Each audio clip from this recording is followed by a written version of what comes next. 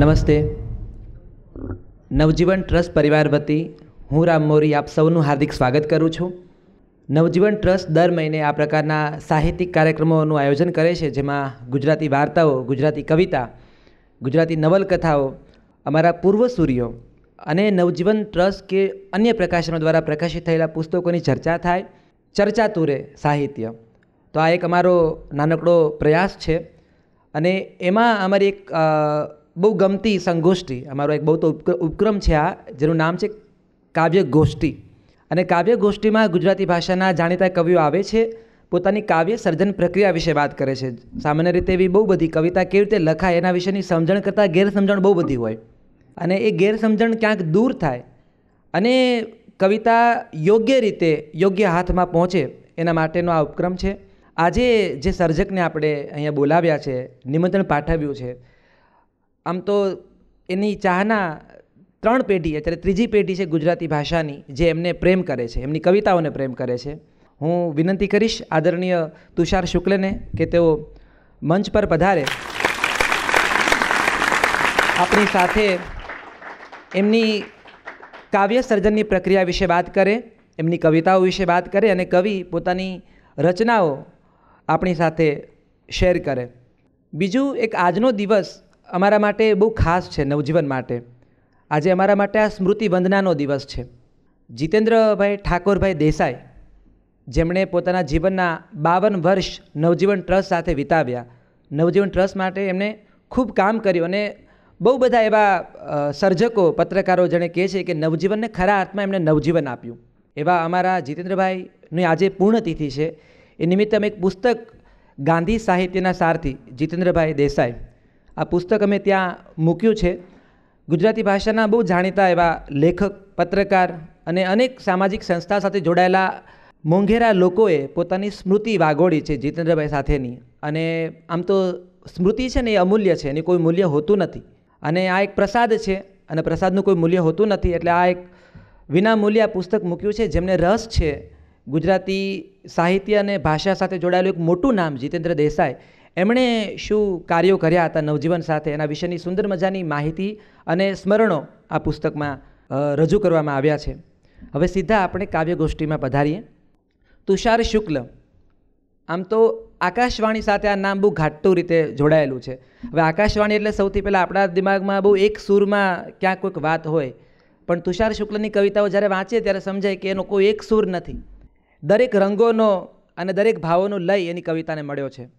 Gujarati television અને ફિલ્મોમાં એમની રચનાઓ ગવાતી રહેશે અને બહુ ઓછા ગવાતા સર્જકોમાં એ વાત એવી પ્રચલિત છે કે રેડિયો છે એ મોટાભાગે ગાવાનું સુખ આપતો નથી, પણ તુષારભાઈ એમાં એક બહુ મોટું સુંદર અપવાદ છે કે જે સમજાવે છે કે કવિતાને ગાઈ શકાય અને એવી કવિતાઓ જે દરેક માધ્યમને વાલી લાગે. તો સિનેમા અને સંગીત સાથે એમની બહુ ઊંડી સમજ છે અને એ સમજનો લાભ એની કવિતાઓને મળ્યો છે. અને આ એક એવો પરિવાર છે જે 3 પેઢીથી, અને મને ગમે કે એ દુર્ગેશ શુક્લના દીકરા છે, એ ઓળખાણ આપી પણ મને ગમે. બહુ મોટું નામ ગુજરાતી સાહિત્યમાં એક નવલકથાકાર તરીકે, એક કવિ તરીકે, એક નાટ્યકાર તરીકે એમના એ દીકરા, અને એમના ઘરે 3જી પેઢી, અત્યારે મિતાઈ શુક્લ પણ આપણી વચ્ચે ઉપસ્થિત છે. તો એ 3જી પેઢી છે જે સાહિત્ય સાથે, સિનેમા સાથે જોડાયેલી છે.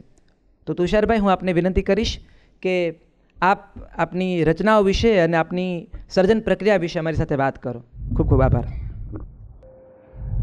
આજનો દિવસ આદરણીય જીતેન્દ્રભાઈની સ્મૃતિ, આ પરિસરનો આવો સરસ ઉપયોગ, વિવેકને એ માટે અભિનંદન. આવવાનું મને કાયમ ગમે, પણ હું ઘણા વખતથી બહુ ઓછું ફરવાનું પસંદ કરું છું. આજે ખાસ એટલે સ્વીકાર્યું પણ કે રામ બહુ પુત્રવત છે, એને માટે મને એમ થાય કે એની પાસે મારી બહુ આશાઓ છે આ ક્ષેત્રમાં. એટલે થયું કે ચાલો જાઉં, કવિતા વિશે વાત કરું, કવિતા વાંચું. આજે પાછો વિશ્વ કવિતા દિન છે, એ એક સરસ સુયોગ છે. એના જ ઉપક્રમે કવિતાની વાત કરવા મળે તેનાથી વધારે રૂડું શું. તો પહેલાં વિશ્વ કવિતા દિન નિમિત્તેની એક કવિતા વાંચું એટલે મારી સર્જન સમજ તમારી સામે થોડી સ્પષ્ટ થઈ જાય. 2 રીતે આજના ઉપક્રમમાં વાત થઈ શકે એમ છે.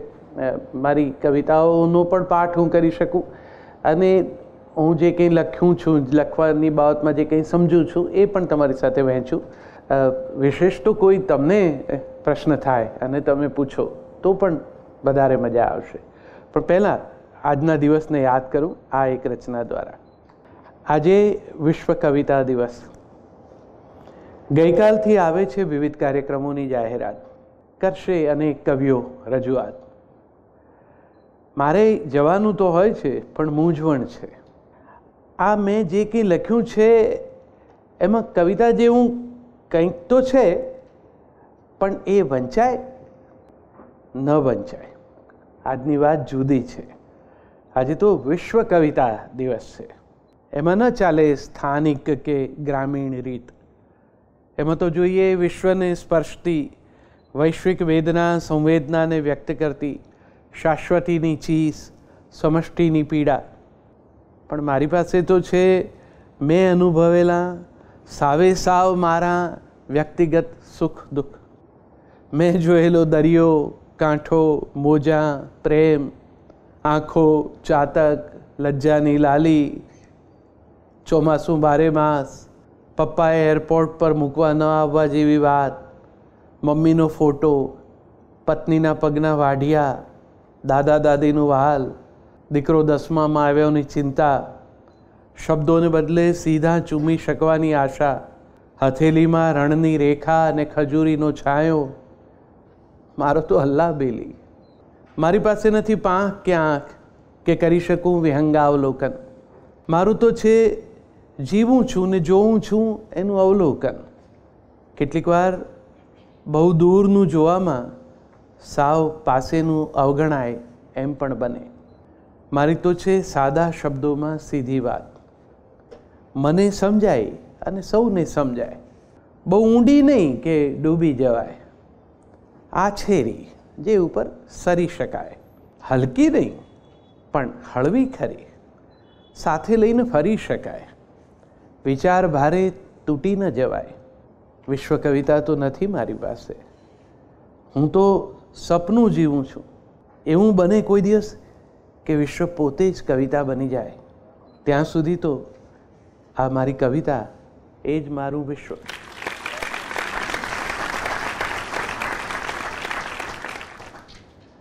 કવિતા મેં ક્યારથી લખવાની શરૂ કરી એમ યાદ કરવાનો પ્રયત્ન કરું તો એમ આંગળી મૂકીને કોઈ સમય યાદ નથી આવતો કે આ વર્ષોમાં કવિતા કરી હશે. પણ કવિતા કરતો ચોક્કસ હશે. મનમાં ને મનમાં તો કરતો જ હોઈશ. નાનો હતો ત્યારથી જ મારા ઘરનું વાતાવરણ એવું. પુસ્તકો વચ્ચે અમે રહીએ. મારી મા એજ્યુકેશનના ક્ષેત્રમાં, પિતા સાહિત્યના ક્ષેત્રમાં. એટલે અમારા ઘરમાં શિક્ષણ અને સાહિત્ય એ મૂળ સ્થાયી ભાવ, એમાં અમારો ઉછેર એ રીતે બહુ સમૃદ્ધ. આમ રૂમ રસોડાનો મામલો, પણ એમ દુનિયા આખી પુસ્તકો રૂપે અમારા ઘરમાં. પુસ્તકો સાથેનો લગાવ એટલો, વાંચવાનું એટલું. હું મોરારી બાપુ સાથે પહેલી વાર જ્યારે આફ્રિકા ગયો ત્યારે મને એવું લાગતું હતું કે મેં જોયું છે આ. પછી મને નવાઈ લાગી કે હું આવ્યો છું જ પહેલી વાર તો કેવી રીતે જોયું હોય. પણ પછી યાદ આવ્યું કે પૂર્વ આફ્રિકાની બાળ વાર્તાઓ મેં ઘરમાં વાંચી છે અને મારી સ્મૃતિમાં એવી રીતે સચવાયેલી છે કે અત્યારે હું જ્યારે ખરેખર આફ્રિકાના જંગલમાં છું ત્યારે મને એવું લાગે છે કે આ મારું જોયેલું છે. પુસ્તકોનો એવો પ્રભાવ, એમાં એની સાથે જીવીએ. સિનેમા જોવા જવાની અનુકૂળતા નહીં, આર્થિક સંપન્નતા પણ એવી નહીં. એટલે જે કંઈ લખાણમાંથી દ્રશ્યો સર્જાય એમાં પાત્ર તરીકે અમે જોડાઈએ. પપ્પાનો બાળ ઉછેરની પદ્ધતિનો એક વિશેષ સંકલ્પ એવો કે બાળક સાથે પિતા તરીકે વધુમાં વધુ સમય પસાર કરવો, એમની સાથે વાતો કરવી, વાર્તાઓ કરવી. એટલે એ ખૂબ વાર્તાઓ કહે અમને. આબુના જંગલને. પોતે પાલનપુરમાં મારા દાદા પાલનપુર નવાબ સાહેબના ત્યાં ડ્રોઈંગ માસ્ટર, અને એ પોતે પણ પદ લખતા અને એક તારો લઈને ગાતા અને નાટકના પડદા ચિતરતા. એટલે આમ તો અમારી પરંપરા રામ બહુ જૂની છે. તો એ પછી એમાંથી નાટક પપ્પાએ પણ એ જે નાટ્ય મંડળીઓ સિદ્ધપુરમાં આવે ત્યાં જતા હશે. એટલે પેલા પારસી માલિકો હોય એમનું ગુજરાતી બહુ ખરાબ હોય એટલે નાટકનું રિહર્સલ કરાવતા હોય ત્યારે પછી પપ્પા હશે નાના બાળક તરીકે. એટલે એમણે એમ પૂછ્યું કેમ એમ હશે જ છોકરા? એટલે એમણે કીધું તમે બહુ ખોટું ગુજરાતી બોલો છો. તો કે તો તું બેસીને સુધાર આ લોકોની જોડે. એમ પપ્પાનું એસોસિએશન નાટક સાથે પણ થયું. પછી નાટક એમની સાથે બહુ રહ્યું. નાટકે અમને મમ્મીના પગાર ઉપરાંતનું સુખ જે કંઈ મળે એ પુરસ્કાર સ્વરૂપે એમાંથી મળતું હતું.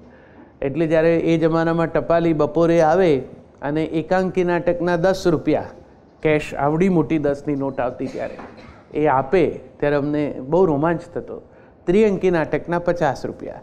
પપ્પાના બધા પુસ્તકમાં નાટકની પ્રસ્તાવનામાં આગળ સ્પષ્ટ લખેલું છે પુરસ્કાર એ સર્જકનો અધિકાર છે અને મારી પૂર્વ પરવાનગી વગર નાટક ભજવવું નહીં. એ મિજાજ સાથે જીવ્યા જીવનભર.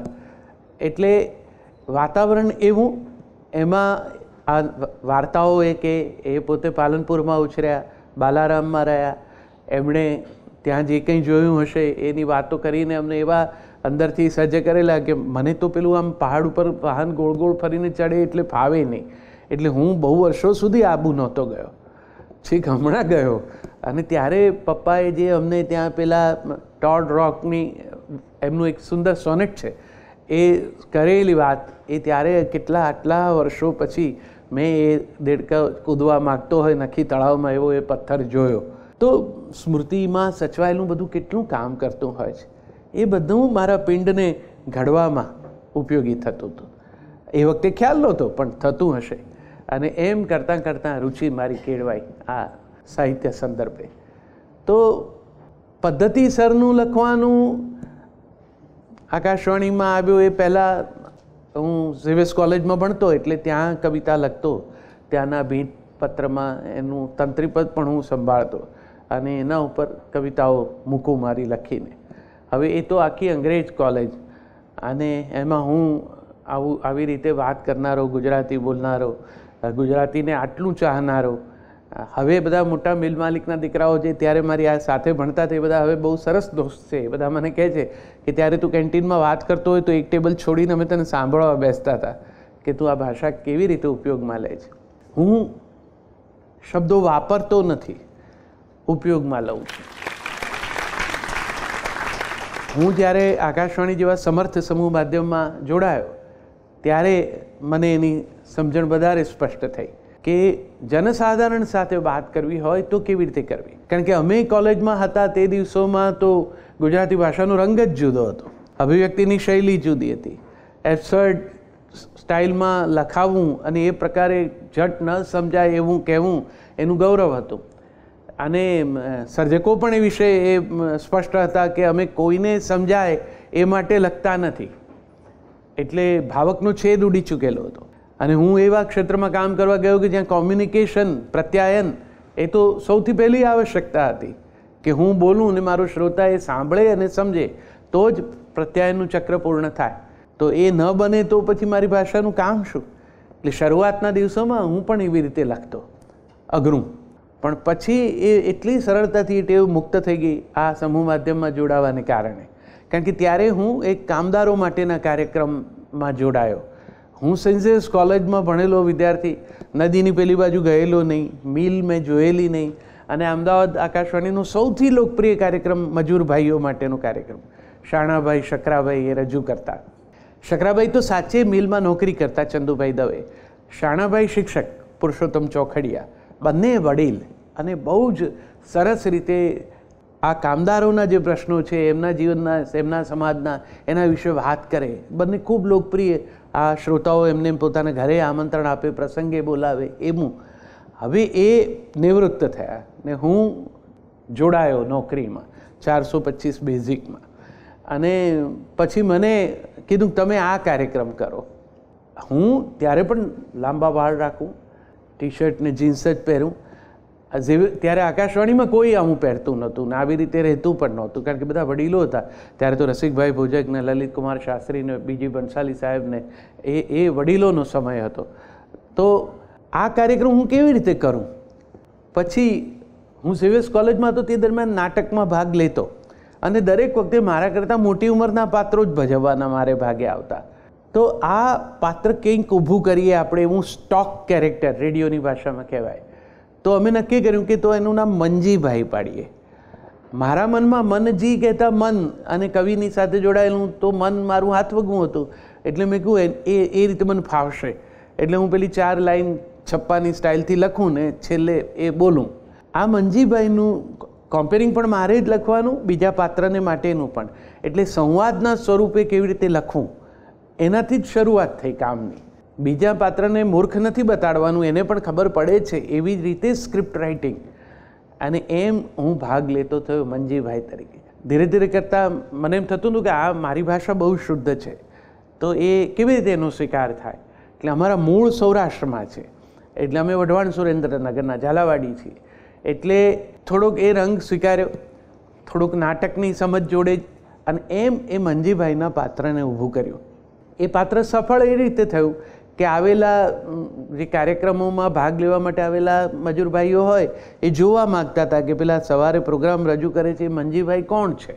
અને મને જુએ તો એ માની નહોતા શકતા કે આ એ ભાઈ છે કે જે સવારે આવું બોલે છે. કારણ કે એમના મનમાં હું એક એવો વડીલ હતો કે જેને એમના બાળકો પત્ર લખીને એમ કહેતા કે તમે મારા બાપુજીને એવી સલાહ આપો, એ મિત્રો વચ્ચે બધા ખાટલા પર દૂર બેઠા હોય છે તો ચલમ સળગાવવાનું મને સોંપે છે, એટલે મારે 2 ફૂંક મારીને એમને આપવી પડે તો મને ખોટી ટેવ પડશે. હવે એને ખબર નહીં કે એના બાપુજીની ઉંમર અને મારી ઉંમર વચ્ચે કેટલો મોટો ફેર છે. તો રેડિયો આ જાદુ કરી શકે, તમારી વય છુપાવી શકે. તો એ પાત્ર ચિત્રણ એના દ્વારા હું આ કોમ્યુનિકેશનની સ્કિલ શીખ્યો કે કહેવું તો એવી રીતે કહેવું કે જે સમજાય. કારણ કે નહીં સમજાય તો એનું પછી કંઈ અભિવ્યક્તિનો અર્થ નથી રહેતો. પછી એ મારી રહે ને કેવળ મારા પૂરતી સીમિત રહે ને હું એવા કોઈ ભવિષ્યમાં કોઈ સમાન ધર્મ આવશે એની રાહ જોઈને પછી મારા વ્હાઇટ આઇવરી ટાવરમાં બેસી રહું, એનો કંઈ અર્થ નહોતો. એટલે મેં પહેલાં જ દિવસે આ વાત સ્વીકારી. ગીતો લખવાનું શરૂ થયું હશે ધીરે ધીરે. લય મારા મનમાં હતો કારણ કે હું ગીતો સાંભળતો ખૂબ રેડિયો પર, એટલે એ મને ગમતું. એટલે એ સાંભળીને એમ કરતાં મને એમ થતું કે હું આવું કંઈક લખું, આવી રીતે પ્રાસમાં મળતા. પછી રેડિયોમાં રસિકભાઈ ભોજકે મારું એક ગીત પહેલી વાર કમ્પોઝ કર્યું. એ ગીત ગવાતું સાંભળ્યું ત્યારે તો હું મુગ્ધ થઈ ગયો કે આપણું ગીત આવી રીતે ગાઈ શકાય. પછી મારા એ જે 2 સમર્થ શાળા છે સંગીતકાર સૌમિલ અને શ્યામલ, એમને એક ગીત મારું પહેલી વાર એ રીતે સ્વરબદ્ધ કર્યું. એમને મારું એક ગીત તારી હથેલીને દરિયો માનીને કોઈ ઝંખનાને સોંપે સુકાન, એને રેતીની ડમરીનો ડૂમો મળે એનો અલ્લાહ બેલી. એ કરીને મને જ્યારે સંભળાવ્યું ત્યારે હું એટલો બધો રાજી થઈ ગયો કે ગીત જ્યારે ગવાય છે સ્વરબદ્ધ થઈને ત્યારે એના અર્થની બાબતમાં કેવું વધારે નિખરીને પ્રગટ થાય જો સરસ રીતે સ્વરબદ્ધ થયું હોય તો. કોઈ વખત સ્વરાંકન એવું હોય કે જે ગીતને ન્યાય કરે, કોઈ વખત સ્વરાંકન લોકોને હોઠે ચડી જાય ને ગીતના શબ્દો એટલા પ્રભાવક ન હોય. આવી બંને શક્યતાઓ છે. પણ મારા ગીત ગવાયા પહેલાં અને છપાયા પછી મેં ક્યાંય છાપવા માટે આજ દિન સુધી મારું કોઈ કાવ્ય મોકલ્યું નથી. મેં કોઈ કાવ્ય સંગ્રહનું વિમોચન કરાવ્યું નથી. મેં માત્ર લખ્યું છે અને છપાયું છે, અને કોઈની રુચિ હોય તો શેલ્ફ પરથી લીધું હોય તો લીધું હશે, પણ મેં એને બહુ ધક્કો માર્યો નથી. તો કારણ કે મને મારી પાસે એક બીજો વિકલ્પ આકાશવાણીનો પણ હતો અર્થોપાર્જન માટેનો, એટલે મને બહુ ચિંતા નહોતી. એટલે હું હંમેશા કહું છું કે I could afford to say નો. જે મને ન ગમે એવું કામમાં ના પાડવાનું મને પોસાય એવું હતું અને મારા મિજાજને અનુકૂળ હતું. પણ આ ગવાતા ગીતોએ મને લોકો સુધી પહોંચાડ્યો. મારું પુસ્તક છપાયું 2000ની સાલમાં, ત્યાં સુધી મારું એક પણ પુસ્તક છપાયું નથી. મારા ગીતો હું આ લખતો ગયો, ક્યાંક ક્યાંક ગવાતા હશે. બહુ વર્ષો પછી સુરેશ દલાલે મને એક વખત એવું કહ્યું કે તુષાર તું આવ અને અહીંયા NCPAમાં કવિતા પાઠ કર. એટલે મેં કહ્યું સુરેશભાઈ હું તો ગીત લખનારો માણસ છું. તો મને કે મને ખ્યાલ છે તારા ગીત મેં સાંભળ્યા છે, તું આવ અને વાંચ. કાંતિ મળ્યા એ વખતે હતા 2 જણા, અને મેં ત્યાં પહેલી વખત 30 જેટલા ગીતો વાંચ્યા અને ખુશ થયા. એ બહાર નીકળતો હતો એટલે મને કીધું કે હવે આ અહીંયા મૂકતો જાય કાગળ. એટલે મેં કહ્યું કે પણ આ બધા આડાવડા ગમે એમ લખેલા છે ને, મને કે મૂકતો તો જા. થોડા વખત પછી એમણે કવિતાના વિશેષાંકમાં 30 ભેગા છાપ્યા. મેં પહેલી વાર મારું છપાયેલું ગીત જોયું કે ગીતનું છપાયેલું સ્વરૂપ કેવું સરસ લાગે છે. પણ પછી કંઈ છાપવાનો તો યોગ મારા સ્વભાવમાં જ નહોતો કે હું મોકલતો જાઉં ને છપાતા જાય, એટલે રહી જ ગયું. પછી 2000ની સાલમાં પહેલું પુસ્તક વચ્ચે પપ્પાએ એક દિવસ મને કહ્યું, એ આમ સાંભળતો એ રેડિયો ખૂબ સાંભળે ને એ વર્ષોમાં હું કાર્યક્રમનું સંકલન સુગમ સંગીતના કાર્યક્રમોનું કરું એટલે એમ લોકો મને ઓળખતા હતા અને પપ્પા સુધી નામ પહોંચેલું હતું. એટલે એમણે મને પૂછ્યું કે એક દિવસ સાંજે તું સંભળાવ તો ખરો શું લખે છે. એટલે મેં 5-7 ગીતો એમની આગળ વાંચ્યા. એટલે એમણે મને એવું કહ્યું કે સારા થયા છે, છપાવો. એટલે પછી મેં એ પુસ્તક છાપવા માટે મોકલ્યું. પછી છપાયું એ પહેલાં પપ્પાનો તો વિદાય થઈ ગયેલી, પણ છપાઈને આવ્યું પુસ્તક અને હું રાજી બહુ થયો કે આવી સરસ. અને મિત્રો એવું સુંદર રીતે છાપ્યું સંજય વૈદ્યને એ લોકોએ બહુ રસ લઈને એનું બહુ રૂપકડું પણ બનાવ્યું અને રસ એમનો ભરપૂર પ્રિન્ટરનો પણ દેખાય અને આયોજકનો એ દેખાય ને એ રીતે મારું પહેલું છપાયેલું પુસ્તક આવ્યું. પણ એની પણ પ્રસ્તાવના તમે વાંચશો તો મારી સર્જન પ્રક્રિયા મેં બહુ સ્પષ્ટ કીધી છે કે હું બહુ સરળતાથી સરળ લખનારો માણસ છું. હું સુગમ સંગીતની રચનાઓ ગવાતી હતી એવા કાર્યક્રમોના સંકલન સાથે જોડાયેલો. એટલે એમાં પણ મેં જોયું મંચ ઉપરથી સંકલન કાર્ય કરતાં કે જે ગીતો સમજાય છે એ શ્રોતા એને તરત દાદ આપે છે. જેમાં શ્રોતાને ભાગે કામ વધી જાય છે કે એણે ગીત પણ સમજવાનું, સ્વરાંકનને પણ સમજવાનું, ગાયનમાં પણ રુચિ લેવાની અને પછી એ આખું ચક્ર એને દાદ આપીને પૂરું કરવાનું અને બધું 3.5-4 મિનિટમાં કરી નાખવાનું જગ્યા ઉપર બેઠા બેઠા સામે. એ બહુ અઘરું થઈ જાય. તમે કોઈ એકમાં તો અટવાવ જ. તો મેં કીધું એનું કામ આપણું તો એટલું સરળ હોવું જોઈએ કે મારા ગીતમાં તો એ ન ઊભો રહેવો જોઈએ. બીજું ગીત એવું હોવું જોઈએ કે એના સ્વરાંકન દરમિયાન કોઈ પણ શબ્દ આગળ સ્વરકારને ઠેસ વાગે એવું ન હોવું જોઈએ કે જેથી એ ગવાય ત્યારે એના કકડા એવા ન પડવા જોઈએ કે ન સમજાય. આ બધા શરૂઆતના બધા ગીત પહેલાં લખાયેલા છે, પછી સ્વરબદ્ધ થયેલા છે. એટલે એ મારી મુનસફીથી લખાયેલા ગીતો છે. તો એ સરળ છે, સમજાય એવા છે અને પરિણામે એ ચાલ્યા. એમ આ ક્ષેત્રમાં હું આવ્યો છું. ગવાતા ગીતોની આંગળીએ હું આવ્યો છું અને એ રીતે મને બહુ સૌભાગ્ય મારું છે કે હું અવિનાશભાઈથી માંડીને અમર સુધીના સ્વરકારો સાથે એ રીતે લાગણીથી પણ જોડાયેલો રહ્યો, મંચ ઉપર પણ રહ્યો. અવિનાશભાઈનો પણ બહુ જ પ્રેમ રહ્યો મારા ઉપર. અવિનાશભાઈની વિદાય વખતે મને એક સંકલ્પ કરેલો કે આપે જ્યાંથી પેન મૂકી છે ત્યાંથી આગળ હવે હું ઉપાડીશ અને એવું લખીશ કે જે સીધું હોય. પછી સિનેમાના ગીત લખતો થયો ત્યારે અરુણ ભટ્ટે એવું મને કહ્યું હતું કે તુષાર આટલા વર્ષો ક્યાં હતો, કેટલા વર્ષે ભાઈની જેમ કોકનું ગીત મળ્યું કે જે સીધું જ ગવાઈ શકે. મારી આ સરળતા છે ને લખવાની, એ વિશે હું નિર્ભ્રાંત છું. મને જરાય એવું નથી કે હું કોઈ સંકુલ કામ કરું ને એને કારણે એક એવી મારી આજુબાજુ વિદ્વત્તાની આભા એક સર્જાય ને એના દ્વારા કંઈ મારી વિશેષ જગ્યા ઊભી થાય એવું કશું પહેલેથી નથી. એટલે મને કોઈ કવિ કે કોઈ કવિ ન કે એનાથી પણ કોઈ ફેર નથી પડ્યો. આટલા વર્ષો નથી પડ્યો. મારી જીવનશૈલીમાંય નથી પડ્યો. મારો આનંદ છે લખવું અને એ હું લખું છું અને આ બધા મિત્રોને ગાવું ગમે છે કારણ કે ગાવું સરળ થાય છે એમને માટે. એમણે મારા ગીતની આગળ ભાષ્ય નથી કરવું પડતું. મેં ઘણા બધાના ગીતોની આગળ ભાષ્ય કરીને એને સરળ બનાવ્યા છે કે જે ગીતમાં ન હોય એવું પણ હું બોલ્યો છું કે આમાં આવું કહેવા માગે છે. એટલે કવિઓ એમની પોતપોતાની રુચિથી કવિતા કરે. મને આમાં જે ગીતો છે મારા પુસ્તકોમાં કેટલાક એ બધા એવી રીતે આવેલા, સરળ રીતે મને સૂઝેલા, મારી મજાથી મેં લખેલા ગીતો છે. પણ મારું એક પાસું છે જેમાં મેં ફરમાઈશથી લખ્યું છે, ઓર્ડરથી લખ્યું છે. સિનેમાના ગીત, ટેલિવિઝન સિરિયલના શીર્ષકો, જિંગલ્સ, એવું બધું. આ સમજુ નારી ઘરમાં લાવે રામદેવ મસાલા, તો એ એટલું બધું ચાલ્યું. અને પછી નારી બદલી લોકોએ વિશેષણમાં, કોઈ ડાઈ, કોઈ શાણી, કોઈ ભણેલી એવી નારી કરીને જુદી જુદી પ્રોડક્ટ જોડી.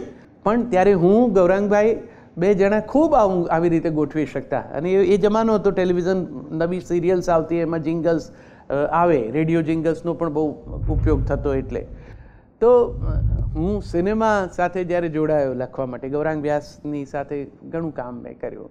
એમાં સિચ્યુએશન સોંગ હોય, એમાં આપણું ઘરનું કાંઈ ન ચાલે, એમાં એમણે જે નક્કી કર્યું છે તે છે. સિનેમાનું દ્રશ્ય નક્કી છે, સિચ્યુએશન ફિક્સ છે, મેલ છે, ફિમેલ છે, વાર્તાના પ્રવાહને આગળ લઈ જાય એવી અપેક્ષા છે ગીત પાસે. અને એમાં તમારે ગીત લખવાનું છે. સોલો છે કે ડ્યુએટ છે, એવા ગીત ઓર્ડર પ્રમાણે લખવા પડે.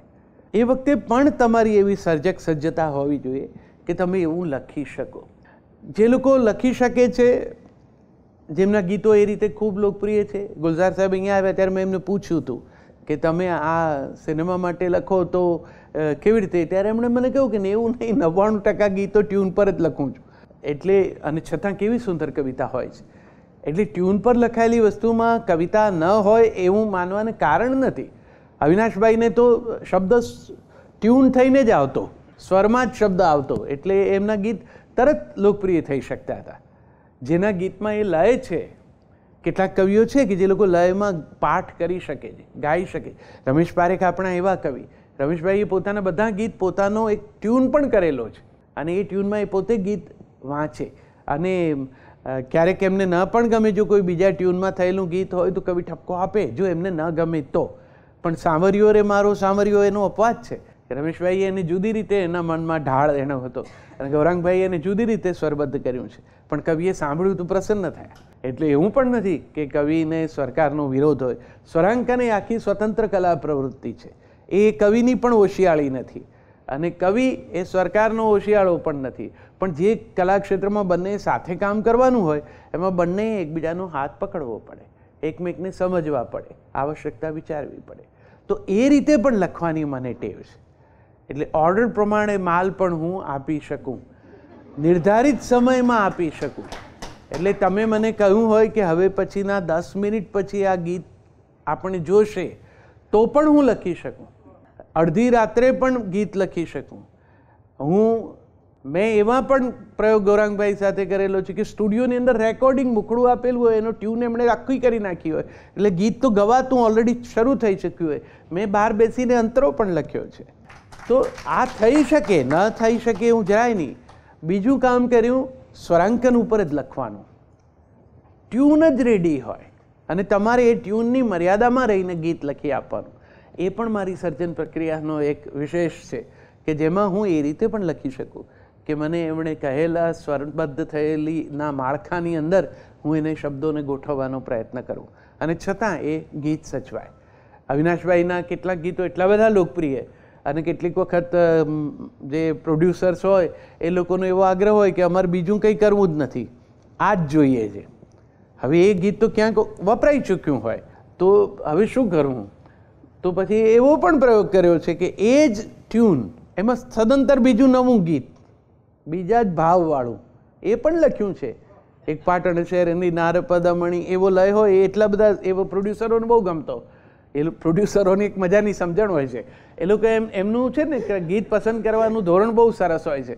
એ લોકો એમ કહે છે કે સાંભળતા સાંભળતા અમારો પગ આમ હલે ને જાતે, એ ગીત હિટ. અને આ એટલું બધું સરસ વાત છે. બુદ્ધિશાળી સર્જકોનો મેળો હોય ને તે બધા આમ કેટલાકને તો આમ આપણી સૌરાષ્ટ્રની ભાષામાં તો આમ કોશ ગળી ગયા હોય એમ બેઠા હોય. એ નક્કી કરીને આવ્યા હોય પહેલી જ રૂમમાં બેસે પણ દાદ ના એમના ચહેરા પર વચ્ચાય. તમને ગમે એટલું ગમતું હોય, પાછળના બધા દાદ આપતા હોય, પણ એ કારણ કે એ મૂર્ધન્ય સર્જક છે એટલે એમનાથી એવી રીતે ના હલી શકાય. તો એને એમાં અટવાઈ જાવ ને તમે લખ્યા પછી કે આ ક્યારે હલે, તો કોઈ દિવસ કંઈ થઈ જ ના શકે. તમે પેલા પાછળના આટલા બધા પ્રસન્ન છે એને જુઓ ને, ભલા માણસ આમણે તો નક્કી કર્યું છે તો એ એમના તપને વરેલા છે, એ નહીં દાદ આપે તો એ ભલે એમ કરે. આપણે જે પેલા આપણેથી મુગ્ધ છે અને દાદ આપે છે, તપોભંગ થયેલા છે, એમનાથી રાજી રહીએ. તો સિનેમા માટે એ પણ કરવું પડે. સિનેમા બહુ પડકારભર્યું કામ છે કવિ ગીતકાર માટે. એક ફિલ્મ આવી હતી હમણાં, ખૂબ લોકપ્રિય થઈ, જેનાથી ગુજરાતી ફિલ્મોએ આમ દિશા બદલીને સફળતાની બાબતમાં ગતિ કરી. છેલ્લો દિવસ નામની એક ફિલ્મ હતી. ફિલ્મને ના રંગરૂપ વિશે બધાના પોતપોતાના અભિપ્રાય છે, પણ એમાં એક સિચ્યુએશન હતી અને એનો ડિરેક્ટર અને પ્રોડ્યુસર તો એમ મિત્ર જેવા છે. એટલે એ લોકો આવ્યા ઘેર ને મને કે તુષારભાઈ આ એક સિચ્યુએશન છે, હીરો હિરોઈનને કહી નથી શક્યો કે હું તમને પ્રેમ કરું છું. બંને લાગણી ધરાવે છે પણ એમની અભિવ્યક્તિ નથી થઈ હજુ. એટલે અમે આખું મોન્ટાજ શૂટ કરી, એડિટ કરીને આ કકડો બનાવીને તૈયાર જ છે. અમે પાછળ મ્યુઝિક જ વગાડવાના છીએ. પણ આ તો બધા એમ કહે છે કે કોઈ શબ્દો હોય ને તો થોડું વધારે સહેલું બને, તો તમે આની પાછળ કંઈક ગીત લખી દો ને તો બહુ સારું થાય. એ હજુ બેઠા હતા વાત કરીને દરવાજે નહીં પહોંચ્યા હોય અને મેં લખ્યું કે કહેવું ઘણું ઘણું છે પણ બોલી શકાય નહીં ને શબ્દોને બદલે સીધું ચૂમી શકાય નહીં. અને પછી પેલા મેઘધનુષ જેવું એકદમ યુવા બેન્ડ છે એ છોકરાઓએ એને કમ્પોઝ કર્યું, પાર્થિવે ગાયું અને ગીત એટલું બધું ચાલ્યું કે હવે કોઈ કોલેજોમાં જ્યારે હું ગયો, હું મુખ્ય મહેમાન થયો હું, તો આચાર્ય કે અધ્યાપક મારી ઓળખ આપતી વખતે એ બીજું કોઈ ગીત કોટ કરવાને બદલે આ ગીત કોટ કરે. તો કારણ કે એ જે પેઢી છે એને એ વાત બહુ ગમી ગઈ. હું હંમેશા એમ કહું છું કે દરિયાના મોજા કઈ રેતીને પૂછે તને બીજા હું ગમશે કે કેમ, એમ પૂછીને થાય નહીં પ્રેમ. એ ગીત ખૂબ ચાલ્યું કારણ કે એમાં તમને એક અંદરથી સધિયારો મળ્યો, એક જવાબ મળ્યો કે પૂછીને થાય નહીં પ્રેમ. તમારે એમ કંઈ દરેક વખતે પ્રપોઝલ એપ્રુવલમાં સરકારી ફાઇલની જેમ પડવાનું ના હોય, તમારે તમારા તરફથી ચાહવાનું હોય. તો એ વાત એમને ગમી ગયેલી એક પેઢી સુધી. પછી આ ગીત આવ્યું, આ એનું એક્સટેન્શન છે. એમાં તો સ્પષ્ટ કહી દીધું છે કે શબ્દોને બદલે સીધું ચૂમી શકાય નહીં. આમાં ઈચ્છા તમારી એ છે કારણ કે એ બંનેના મનનો ભાવ એ હતો. તો ગીત એવું હોય કે જે લખાય ત્યારે મને પણ એ દ્રશ્ય સ્પષ્ટ હોય, મારા સ્વરકારના મનમાં પણ એ સ્વરકાર યંગ છોકરાઓ છે ને અત્યારની તમારી પેઢી જેવું સંગીત કરે એટલે એ લોકો તો અત્યારે તો કેવું છે કે નાના નાના કકડામાં વાક્યો ગોઠવે ને કમ્પોઝ કરે એટલે આખું ગીત તમને આમ છપાયેલું હોય તો કલ્પના જ ના આવે કે આ ગવાયું હશે. પણ હવે તો શું છે કે છાપું કમ્પોઝ થઈ શકે એવું સંગીત થઈ ગયું છે. એટલે આ તો એના પ્રમાણમાં એટલે છોકરાઓ મને કહે કે તુષારભાઈ આ તો અમને બહુ મજા આવી, આ તો જેવું પહેલી લાઈન થઈ એવી બીજી લાઈન આવી. મેં કહ્યું બેટા આમાં આવવી તો જોઈએ જ. પણ હવે તમે લોકો જુદી રીતે સંગીત કરો છો એટલે તમારી શૈલી જુદી છે, તો એના જે કકડામાં લખો છો એ રીતે તમે લખો, મને આમ ફાવે છે. પણ તોય મેં હમણાં એક ફિલ્મ હવે આવવાની છે લકીરો કરીને, એમાં એવો એક બ્લૂઝમાં ઉપયોગ કર્યો છે.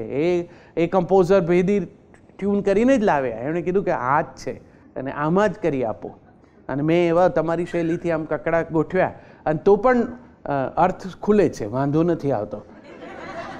કંઈક અંતે કંઈક કહેવાય નહીં, કોમ્યુનિકેટ ન થાય તો એનો અર્થ શું?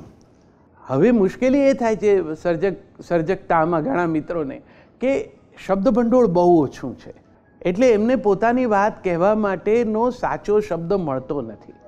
એટલે એ ભળતા શબ્દો ઉપર આધાર રાખી દે છે. કેટલીક વાર તો એમણે કોઈ હિન્દી પંજાબી ગીતોમાં સાંભળેલા શબ્દો હોય છે ને એની એ બી એમના મન પર ઊંડી છાપ હોય છે કે એનો એ પોતાના ગુજરાતી ગીતમાં ઉપયોગ કરી નાખે છે અને પછી સમજતા નથી કે આનો મૂળ અર્થ કયો છે. તમને જ્યાં પણ શંકા પડે ને ત્યાં ભલે એકવાર માટે પણ ડિક્શનરી ખોલીને એનો અર્થ જોઈ લેજો. કેટલીક વખત એવું બને કે તમારા મનમાં એ શબ્દનો અર્થ કંઈક હોય અને તમે એ ધારણાથી એને ઉપયોગમાં લીધું હોય, તમે કંઈ ખોટા પડવા ન લખ્યું હોય પણ એનો અર્થ એવો ન થતો હોય. તમે તો કેવળ એ શબ્દોની છાયાના એમાં સમજીને એમ વાપર્યું કે આ અહીંયા ચાલે, પણ એવું હોય નહીં. એનો અર્થ સમજી લો ને તો તમે જ ઉપયોગમાં ન લો. તો એવા ગીતો વચ્ચે સમજાય એવું ગીત લખવું એ આમ બહુ અઘરું નથી, પણ થોડુંક પહેલાં તમારે ધૈર્ય જોઈએ, રાહ જોઈને પહેલેથી જ તમને એમ લાગે. અને હવે સૂફીઝમ છે એ તો કંઈ બહુ એડવાન્સ સ્ટેટ ઓફ માઇન્ડ છે. એ ઉધારનું ના હોય ત્યાં સુધી તો જવું પડે, એ તો પ્રોસેસ છે. તમને એમને એમ ન ઉગે. બધા સૂફી કેવી રીતે થઈ જાય? 5 નક્કી શબ્દો ઉર્દુના ઉપયોગમાં લો એટલે તમે સૂફી કવિ થયા.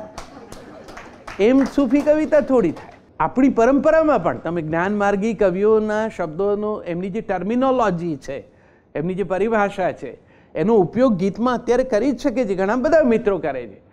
પણ એ બધાનું ભીતર એ દરવાજો ખુલ્યો છે એ તો મૂંઝારો છે જ. કારણ કે આપણે ત્યાં તો એવું કીધું છે કે ગૂંગે સાકર ગળી ગળામાં સમય મુસ્કાય. જેને ખબર પડી ગઈ છે એ તો બોલતા નથી. આપણે તો પાછું એમાં અટકવાનું નથી, સમજાય છીએ અને બોલવાનુંય છે. જો તુલસી ચૂપ થઈ ગયા હોત તો રામચરિત માનસ ન મળત. એટલે આપણે બોલવાનું છે, ગવાય એવી રીતે બોલવાનું છે અને એ સમજાવવું જોઈએ. તો એટલી સમજણ સાથે મેં જે કંઈ લખ્યું છે એ લખ્યું છે અને એ રીતે એ ગવાયું છે.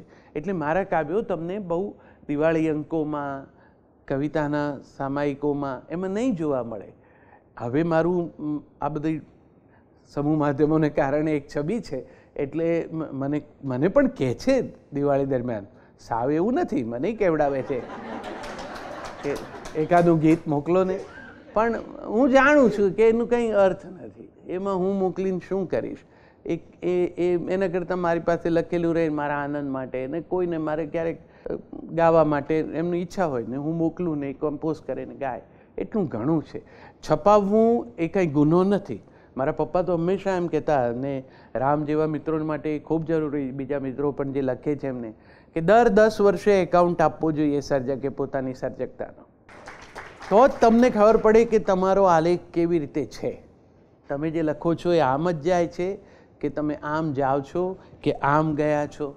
હવે એ પણ એક મહત્ત્વનું ક્રાઇટેરિયા છે, એટલે એ પણ કરવું જોઈએ, એટલે છપાવવું જ જોઈએ એમ તમે. અને હવે તો વિવેકભાઈને બધાએ બહુ સરળ કરી નાખી આ ટેકનોલોજીમાં. અમારા શરૂઆતના સમયમાં તો કવિઓ બિચારા 1000 ગીત કવિતાનો સંગ્રહ 1000 કોપી આપણા ઘેર મૂકે, કારણ કે એ તો રાખે જ નહીં, આને કરે શું, આનું કોઈ લેવાલ ન હોય. આ તમે પબ્લિશરને ત્યાં પેલા વિક્રેતાને ત્યાં ક્યાંય પણ મૂક્યા હોય તો 3, 5, 6 મહિના સુધી પડ્યા રહે, એ કેવડાવે તમને કે તમે લઈ જાઓ તો સારું છે. એટલે એને, કારણ કે કવિતાનો સંગ્રહ કોઈ ખરીદે એવું બહુ મુશ્કેલ છે. હવે આ નવા અમારા દોસ્તો બહુ સરસ છે, એ લોકો પ્લાન્ડ વેમાં કામ કરે છે, અને આ લોકો હવે કવિતાના સંગ્રહ ઓછી સંખ્યામાં છાપીને આપી શકે છે. હવે નવી ટેકનોલોજી એ ઉપયોગી છે, એટલે એનો લાભ લેજો. અને એવી રીતે લખીને પણ પોતાનો એકાઉન્ટ પોતે રાખજો, કે કાગળો ખોવાઈ બહુ જાય છે, સાચવવાનું બહુ મુશ્કેલ થાય. હમણાં જ મને પ્રણવ પંડ્યાએ એક ગીત માટે પૂછ્યું કે તુષારભાઈ આ પેલું ગીત છે ને એ તમારું એ કયા સંગ્રહમાં છે. મેં કોન્ફિડન્સથી કહી દીધું કે મારો પહેલો જ સંગ્રહ છે, એમાં છે. મને એણે કીધું કે એમાં નથી. એટલે મેં પછી સંગ્રહ લઈને 2 વાર નજર કરી, તો એમાં નથી. હવે એ તો મારું એવું ગીત કે જે પહેલું જે મેં કહ્યું એ રસિકભાઈએ સ્વરબદ્ધ કરેલું ગીત છે, અને છપાયું જ નથી. હવે મારું ધ્યાન ત્યારે ગયું, કારણ કે આ કાગળિયા છૂટા હોય, એટલે પછી પ્રણવે મને કામ સોંપ્યું છે કે તુષારભાઈ હવે એ બધા છૂટા કાગળ ઢગલો કરીને બેસો, અને જે ના છપાયા હોય, રહી ગયા હોય, એ કાઢો, એક બાજુ મૂકો, અને હવે સંગ્રહ કરજો, કે જેથી બધા કાવ્યો રહે, સચવાય. એ અગત્યનું છે. તો તમે પણ લખજો, કરજો. હું તમારા મનમાં, હું છે ને હું પણ એટલે મારી પાત્રતાની મને બરાબર ખબર છે, એટલે મારું સૌથી સારું પાસું જે છે કે મને બહુ ખબર છે કે મારી મર્યાદાઓ શું છે. એટલે હું બહુ ટોલ ક્લેમ્સ નહીં કરું. હું એવું ન કહું કે મારી કવિતા આમ આવે છે, આવે તો અવતાર આવે, પણ મારે તો કવિતા એમ નથી આવે. મારે તો બેસવું પડે, કોઈક લાઈન શું છે, આ કોઈક લાઈન એવી આવી જાય મસ્ત, અને તમને એ તો ખબર પડે જ કે આ આવેલી છે, પણ એવી એકાદ આવે આમ સંઘેડા ઉતાર આખું. હજુ આપણી પાત્રતા એટલી નથી, એટલે જે ઉપર બેઠો છે એણે નક્કી કર્યું છે કે આની પ્રોસેસમાં રાખ, અને એકદમ ફાઇનલ પ્રોડક્ટની સીધી જ અવતરણ થાય એવું નહીં આપતા, નહીં તો આ આળસું છે, આ નહીં કરે પછી આગળ. એટલે મને તો ગમે છે, હું એફર્ટ કરું. એટલે હમણાં પાછું એક બીજું પણ સર્જકતાના જ સંદર્ભમાં મારે એ સ્પષ્ટતા પણ કરવી છે કે એક બીજી પણ વાત ચાલી છે કે હવે આ સોશિયલ મીડિયા આવ્યું, એણે તમને ઝડપથી લખવા, ઝડપથી પહોંચવા, ઝડપથી દાદ મેળવવા, અથવા તો ઝડપથી ટીકાનો ભોગ બનવાનું વાતાવરણ સર્જી આપ્યું છે. જો બીજું બધું થાય દાદ સુધીનું તો તમને ગમે છે, પણ જો ટીકાનું આવે છે તો એ તમને નિરાશ કરે, હતાશ પણ કરે, અને એની તો એક આખી જાળ છે. એટલે એમાં તો એ રીતે કરી શકાય, નક્કી કરીને કે આને આવડતું નથી એવું તમે સાબિત કરી શકો. એ ઘેટું લઈને જતા બ્રાહ્મણને તમે કહી શકો કે આ કૂતરું છે, એવી સગવડ છે એમાં તો. એટલે એમાં કોઈના ઘાયે ચડી ગયા તો તમે તમારી પાસે રહેલું ઘેટું મૂકી દેશો. એટલે આ માધ્યમે તમને અનુકૂળતાઓ બહુ કરી આપી છે, પણ એના ભયસ્થાનો પણ બહુ છે. એમાં હવે એક ચાલ્યું છે કે તમારે એમની અપેક્ષાએ કંઈક ને કંઈક રિએક્ટ કરવું જ. કોઈ પણ ઘટના બને તમારે તમારો અભિપ્રાય આપવો જ જોઈએ. ન આપો તો એક એવું વાતાવરણ રચે કે તમે નથી આપતા એમ તમને ધીરે ધીરે કરતાં હાકો કરીને પેલાને આમ જે આમ અંદર બરોબરનો ફસવે કે હવે ક્યાં જઈશ, એટલે બિલાડી ખસતી ખસતી છે ભીંચે જતી રહે, અને પછી બિલાડીને જ્યારે જગ્યા ન મળે ને ત્યારે પોતાનો વિવેક ચૂકી અને હુમલો કરી બેસે. એવું પણ થાય. એટલે એવું તમને કોઈ ધકેલતા ધકેલતા ભીત તરફ લઈ જાય ને તો પણ આપણા નખ અંદર લઈ લેવા. એમ કોઈની ઈચ્છાથી કાંઈ થાય નહીં. એમ તમને કોઈ કહે કે દાદ આપો તો દાદ પણ ન થાય, એમ કે રિએક્ટ કરો તો રિએક્ટ પણ ના થાય. એટલી ક્ષમતા, એટલી ચિત્તની સ્વસ્થતા કેળવી લેવાની, તો એ તમને બહુ રાહત આપશે. નહીં તો એવો ટેમ્પો જામશે, અમુક મહત્વની ઘટનાઓ બને ત્યારે બધાની અપેક્ષાને કહે છે એ વખતે એમ કે સર્જક છો ને કંઈ બોલતા નથી, અને જો તમે બોલો તો એવું કહેનારા નીકળે આવું બોલો છો. તો પછી હવે તમે એવું પણ ન કહી શકો કે આ બરાબર નથી, એવું પણ કહી દો કે આ બરાબર છે, તો એમ કહેનાર આ તમને બરોબર લાગે છે.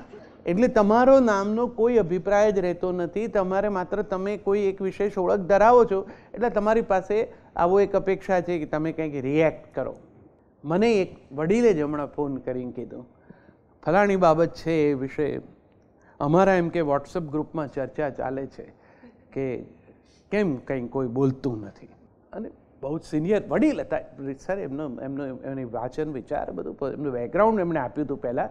એટલે પેલું મારી રહેલો ઝાલાવાડી અવધી જે સહસ્ર બ્રાહ્મણ જાગ્યો નહીં, અને મેં સંયમ રાખીને શાંતિથી વાત કરીને એમને કહ્યું, મેં કીધું આપની વાત બિલકુલ સાચી છે.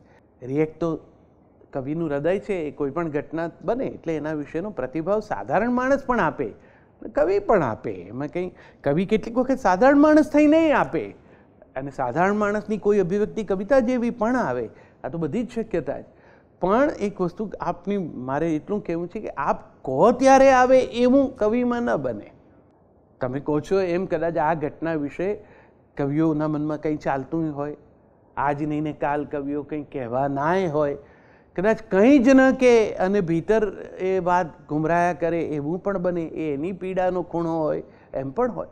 કવિતાની બે બહુ જ, તમે જે સાહિત્યના વિદ્યાર્થીઓ છે ને આ બહુ જ પ્રાથમિક બે વ્યાખ્યા છે. એક છે spontaneous overflow of powerful feelings. કવિતા તમને કોઈ એવી જેને તમે દાબી ન શકો એવી ઉર્મિઓનો આવેગ હોય, ઉછાળ હોય એમ પણ આવે. અને બીજી વ્યાખ્યા એવી છે ઇમોશન્સ રિકલેક્ટેડ ઇન ટ્રેન્ક્વિલિટી. થોડા વખત પછી જળ સ્થિર થાય ત્યારે જ પ્રતિબિંબ વધારે સ્પષ્ટ થાય અને પછી કવિતા આવે. કાંટો વાગે ત્યારે ચીસ આવે, કવિતા ના આવે. પછી અનુકૂળતા એ કવિ શાંતિથી બેસીને વિચારે કે આ કાંટો ક્યાંથી આવ્યો હશે, અને પછી કાંટાના સંદર્ભે કવિની કલ્પના જ્યાં જઈ શકે ત્યાં સુધી જઈ શકે. ત્યાં પછી કેર કાંટો વાગ્યો સુધી જાય. પછી ખબર ન હોય એ લોકો કેડ કાંટો વાગ્યો. મેં કેટલા બધાને કેડ કાંટો વાગ્યો ગાતા હતા. મેં કહ્યું બેન એટલું તો વિચાર કે કાંટો એટલો બધો કેટલી હાઈટ ઉપર હશે કે કેડમાં આવીને તને વાગ્યો. પણ એણે કેર જોયા ના હોય. કવિતા લખવી હોય ને દોસ્ત, તો ઇતિહાસ, ભૂગોળ, વિજ્ઞાન બધું જ સાચવવું પડે. મારું એક ગીત મારે ગરબો ખૂબ લોકપ્રિય થયો છે. એક સાબરકાંઠાનો શાહુકાર કે એના દલડા માથે દેવું કે વેણો વરિયાળી. એમાં એવું આવે છે કે ગોંડલ ગામની ગોરી ને એનું ચિતડું લેવું ચોરી કે વેણો વરિયાળી. હવે એમાં મેં એવું લખ્યું છે કે માજમ કોતર મેલિયા ને એ તો આવ્યો ગમતો ઘેર. માજમ નદી છે, અને તમે નકશો લઈને બેસો તો સાબરકાંઠાથી ગોંડલ આવતા એને રસ્તામાં જો જોવા મળે તો આ નદી જોવા મળે, માજમ. તો હું ભૂગોળ પણ જાણતો હોવો જોઈએ. હું કોઈ પણ નદીનું નામ ત્યાં લખું એવું ન ચાલે. તર્કથી પર નથી, તમારી લોજિકલ ડેવલપમેન્ટ ઓફ થોટ એ રીતે કવિતા ચાલવી જોઈએ. કવિતા તમને એવી ઉડવાની છૂટ આપે છે, પણ પછી દરેક વસ્તુ આ તો કવિને છૂટ હોય છે આવી બધી, એવું બધું માનીને ન કવિતા કરાય. આવા ભૌગોલિક સ્થાનોની બાબતમાં તો કમસે કમ તમે કાલિદાસે આટલા વખત પહેલાં મેઘદૂત લખ્યું, તમે નકશો લઈને દોરી શકો ક્યાંથી ક્યાં વાદળ જાય છે. એ રૂટ ઉપર જ બધું દેખાય છે. એમાંથી કોઈ ભળતું કે દેખાડતા જ નથી કવિ. તો એ વખતે કાલિદાસ સાચવી શકે તો આપણે તો હવે સાચવી શકીએ. આપણી પાસે તો આમાં ગૂગલ મેપ છે. તો કવિતા કરો ત્યારે એ યાદ રાખજો કે spontaneous overflow of powerful feelings પણ હોય. તમને જોયા ને જરા રસ્તે રોકાઈ ગયો એવું ગીત છે. તો એ એક સહજ અભિવ્યક્તિ છે કે કોઈ પ્રિયજનનો ચહેરો જોયો ને ઊભા રહી ગયા છે. એવી રીતે એ કવિતા આવે, તરત એમ પણ આવે, અને પછી કેટલાક વખત પછી પણ આવે. તો કદાચ આ બધી જે ઘટનાઓ બને છે એ વિશે ગુજરાતી કવિતામાં કવિતા આવશે. હમણાં પણ આવી જાય તોય ખોટી નથી, ભવિષ્યમાં આવે એમ પણ બને. તો કવિ તરીકે ચિત્તની સ્થિરતા રાખજો. બને ત્યાં સુધી તો રાહ જોજો, થોડુંક પક્વ પણ થવા દેજો. સ્થિર જળમાં જ પ્રતિબિંબ દેખાય એમ મેં કહ્યું છે, એ સમજીને જ કીધું છે. કેટલીક વખત ખળભળેલા જળ હોય એ તમને જે વિઝ્યુઅલ આપે ને એ ડિસ્ટોર્ટેડ હોય, પછી પાછળથી તમને એમ થાય કે મારે આવું નહોતું કહેવા જેવું, અને પછી એને તમારે વિડ્રો કરવી પડે વાતને. એવું શું કામ? આપણને કોઈ કે આમ કરો તેમ કરો, એવું આ કાંઈ એવું છે કે ચાખીને કહી દેવાનું કે ખારું છે, ખાટું છે, ગળ્યું છે, અને તમારા કહેવાથી કાંઈ બહુ મેજર ફેરે પડતો નથી હોતો. એટલે એવામાં કંઈ એમ માની બેસવું કે કોઈ એક જણની કવિતાથી બહુ મોટો ઐતિહાસિક ફેર પડી જશે રાજકીય વિચારધારાઓમાં ને આમ તેમ, તો આ દિલ કે બહેલાને કો ગાલિબ ખ્યાલ અચ્છા હૈ, બાકી કંઈ કશું થતું નથી. આ અહીં પહોંચ્યા પછી બસ એટલું સમજાય છે, કોઈ કંઈ કરતું નથી. આ બધું તો થાય છે. રાજેન્દ્રભાઈ અમથું નથી કીધું, એને ખબર છે કે આપણે કશું કરી નથી શકતા. ને એ કેટલા વર્ષો પહેલાં નરસિંહે કીધું કે ગાડા નીચે ચાલતા શ્વાનના સંદર્ભમાં, તો હું કરું માં ન પડવું. કવિઓએ એ બ્રહ્મમાંથી નીકળી જવું. તમને જેમાં મજા પડે, તમે જેવી લાઇક્સ અને બ્લુ ટિકના ચક્કરમાં પડ્યા ને કવિતામાં, એટલે કવિતા ગઈ, આવેલી એ જાય. કારણ કે પછી બીજી વખત જ્યારે પેલી બ્લુ ટિક ના થાય ને તો તમે રાહ જ જોયા કરો કે આ બ્લુ ટિક નથી થતી, બ્લુ ટિક નથી. હવે એ તો આણે કરેલી વ્યવસ્થા છે યાર, એ થવી જ જોઈએ એવું થોડું ન થાય. પણ કોઈએ વાંચ્યા પછી સીધી જ અપેક્ષા છે લાઈક કરી, ને લાઈકથી વધારે તો મિસગાઈડ કરનારું કોઈ તત્વ જ નથી જીવનમાં. પણ જે લોકો વારે વારે હરખ કરતા હોય છે એકબીજાને, એ પણ એટલા હરખમાં હોતા નથી.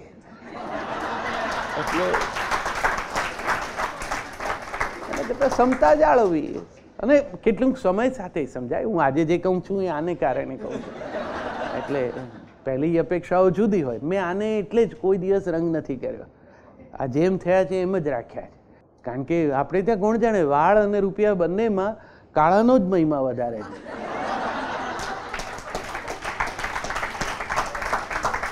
અને આ સહેલાઈથી નથી થતા. આ રાખવા માટે હિંમત જોઈએ. આમ નામ આનું એક નિરાતે છે, ગમે ત્યારે ગમે ત્યાં જઈ શકાય, કાંઈ વાંધો આવતો નથી. પેલા આમાં તો જો કરતા હો તો પછી ન થયો હોય અથવા થોડો ઉડી ગયો હોય, થોડો ઉતરી ગયો હોય, કે આ વખતે જે આવી હોય એ ડાઈની બેચ ખરાબ હોય તો એ પાછું કોઈક દિવસ જાહેરમાં આબરૂ જાય. એના કરતાં જેમ છે એમ રાખો ને ભલા માણસ. તો કવિતા મારે માટે મારો આનંદ છે, પણ એ મારા ભાવકનો પણ આનંદ બને એવી રીતે મેં હંમેશા લખ્યું છે. અને મને કોઈ આ મારા ધારાધોરણ છે. હું જે કંઈ કહું એ કશું તમને તમારે માનવા પાડવાને કોઈ કારણ પણ નથી. દાદ હંમેશા ગમે જ. અટકી જવાય છે ને જ્યારે દાદ પાસે, ત્યારે મુશ્કેલી. સુરેશ દલાલે એના એમના પુસ્તક બધા કાવ્યો સંગ્રહ મોટો, એમનો બૃહદ કવિતાનો સંગ્રહ છે, એમાં મારા પરિચયમાં 1-2 લાઈન જ લખી છે. એમાં આ લખી છે કે તુષાર તાળીઓને કાનનો મહેલ માનીને કાઢી નાખે છે. હું એની સાથે બહુ લાંબુ રહેતો નથી તાળીઓ સાથે, કારણ કે એ મને ખબર છે કે એ આમથી ભૂલી જ પડેલી હોય છે. એ આજે આપણા કાન પાસે હોય, કાલ બીજાના કાન પાસે જાય. એનાથી આપણે આટલું બધું, મેં તો આ સહજ ફિલ્ટર પણ રાખેલા જ છે કે અંદર એમ આવતાય નથી તાળીઓ. મારી રીતે જ મને તો ખબર પડે કે નહીં, માધ્યમો સાથે કામ કરનારાને હંમેશા ખબર પડે કે આ ચાલે એવું છે અને આ ચાલે એવું નથી.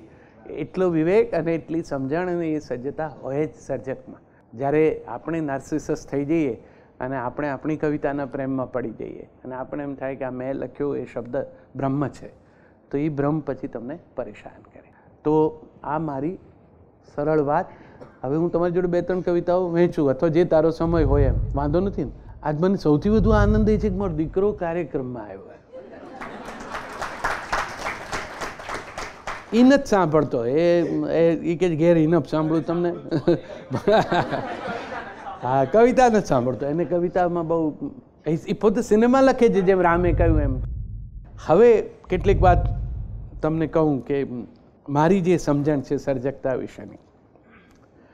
જાણું છું ગીતાજી મારી ભીસાત નહીં, મારી પાત્રતાય નથી, મારી સજ્જતાય નથી ગીતા લખવાની.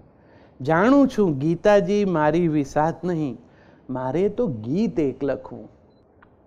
એક દી લખાશે એ આશા અંગારે, આ શબ્દોના ધૂણામાં ધખવું. એક દિવસ લખાશે એવું ગીત. એવું એક ગીત જો આવે લેખણબાઈ, જાઉં જન્મ વારી વારી રે. એવું એક ગીત જો આવે જીવણજી, જાઉં જીવન ઓવારી રે. એવું એક ગીત આવી જવું જોઈએ. ને હૈયાનું ફૂલ મારું ફોરે સુગંધમાં, એ શબ્દોમાં ઉતરીને મહેકે. એમાં એક ગીત તણી જોઉં છું વાટ, કે જે આછું ગહેકે ને છાનું બહેકે. એવું એક ગીત જો આવે લેખણબાઈ, જાઉં જન્મ વારી વારી રે. ને એવું એક ગીત જો આવે જીવણજી, જાઉં જીવન ઓવારી રે. એવું નથી કે કાંઈ કહેવું નથી, એવું નથી કે કાંઈ કહેવું નથી, મને થાય જે એ ગીતમાં છે ગાવું. હૈયે છલકાય છે એ શબ્દોમાં આવે, પણ લાવું તો કઈ રીતે લાવું. એવું એક ગીત જો આવે લેખણબાઈ, જાઉં જન્મ વારી વારી રે. એવું એક ગીત જો આવે જીવણજી, જાઉં જીવન ઓવારી રે. ને મૂંગો રહું ને માણું સાકરનો સ્વાદ. મૂંગો રહું ને માણું સાકરનો સ્વાદ, એ તો જીરવ્યો જીરવાય નહીં શાપ. એક વખત સાકરનો સ્વાદ એ માણી લો ને પછી બોલવાય ન મળે, એનાથી મોટો શાપ શું કવિને. રત આવે ન બોલીએ તો મારા હૈડા ફાટ મરા, એ એટલે કીધું છે કે ઋતુ હોય ને મોરને એમ તમે ના પાડો ટવકે નહીં, એમ કેમ ચાલે. તો મૂંગો રહું ને માણું સાકરનો સ્વાદ, એ તો જીરવ્યો જીરવાય નહીં શાપ. મારી પાસે તો નથી કેદારો નરસૈયા, એક દી તો ઉછીનો આપ. એવું એક ગીત પછી આવે લેખણબાઈ, જાઉં જન્મ વારી વારી રે. ને એવું એક ગીત પછી આવે જીવણજી, જાઉં જીવન ઓવારી રે. એક સર્જકતાના સંદર્ભમાં બીજી રચના. કેટલી કોશિશ કરી અઘરું લખું હું, કેટલી કોશિશ કરી અઘરું લખું હું. સમજાય નહીં સહેલાઈથી એવું કશું હું. ગૂઢ થોડું ગહન ને ગંભીર જેવું, સાધના પથના મળે સંદર્ભ એવું. જ્યાં અભિધા ઉંબરે અટકીને જુએ, લક્ષણા ને વ્યંજનાના દ્વાર ખુલે. હોય કંઈ એબ્સર્ડ ને લેયર્સમાં જે, અર્થ સંકેતોથી હો સમૃદ્ધ પોતે. ને અજાણી ભાષાના વિદ્વાન કવિની કાવ્ય છાયા હોય જેમાં આછેરી શી. ઓળખી જાણે વિવેચક કોઈ એને, ને અધિકારી જ માણી જાણે જેને. ક્યાં સુધી કાગળ કલમ કોફી લઈને, ફૂંકતો સિગરેટ ઊંડા દમ દઈને. એક હાથે દાઢીને ખંજવાળતો હું, ડોક સાથે વાળને ઉછાળતો હું. પણ મળે છે શબ્દ એ સાદા ને સીધા, પણ મળે છે શબ્દ એ સાદા ને સીધા. રેત કાંઠાની અને દરિયાના મોજા, જેમ પૂછીને ન થાય પ્રેમ જેવું. આવડે ના કાવ્ય સર્જન ક્લિષ્ટે એવું. હવે એક વધારે જરા કવિતા સાથે સંકળાયેલા મિત્રો છે. કવિતાને ચાહો છો, કવિ નહીં ચાહો છો, એટલે કવિની જવાબદારી વધે છે. આ રચના છે ને એ થોડીક કવિતા સાથે મારી નિસ્બત છે, મારા ભાવક સાથે મારું અનુસંધાન છે. એ પછી મેં જવાબદારી માટે લખી છે, અને અમારી જવાબદારી માટે. કંઈક ફોડીને કહેવાની જરૂર નથી, બહુ સ્પષ્ટ છે. પણ એક કવિની અભિવ્યક્તિ છે એના ભાવક તરફ, એના પ્રિયજન તરફ. ન ચાહીશ મને, કહ્યું છે મેં તને અનેક વાર, કહ્યું છે ને ન ચાહીશ મને.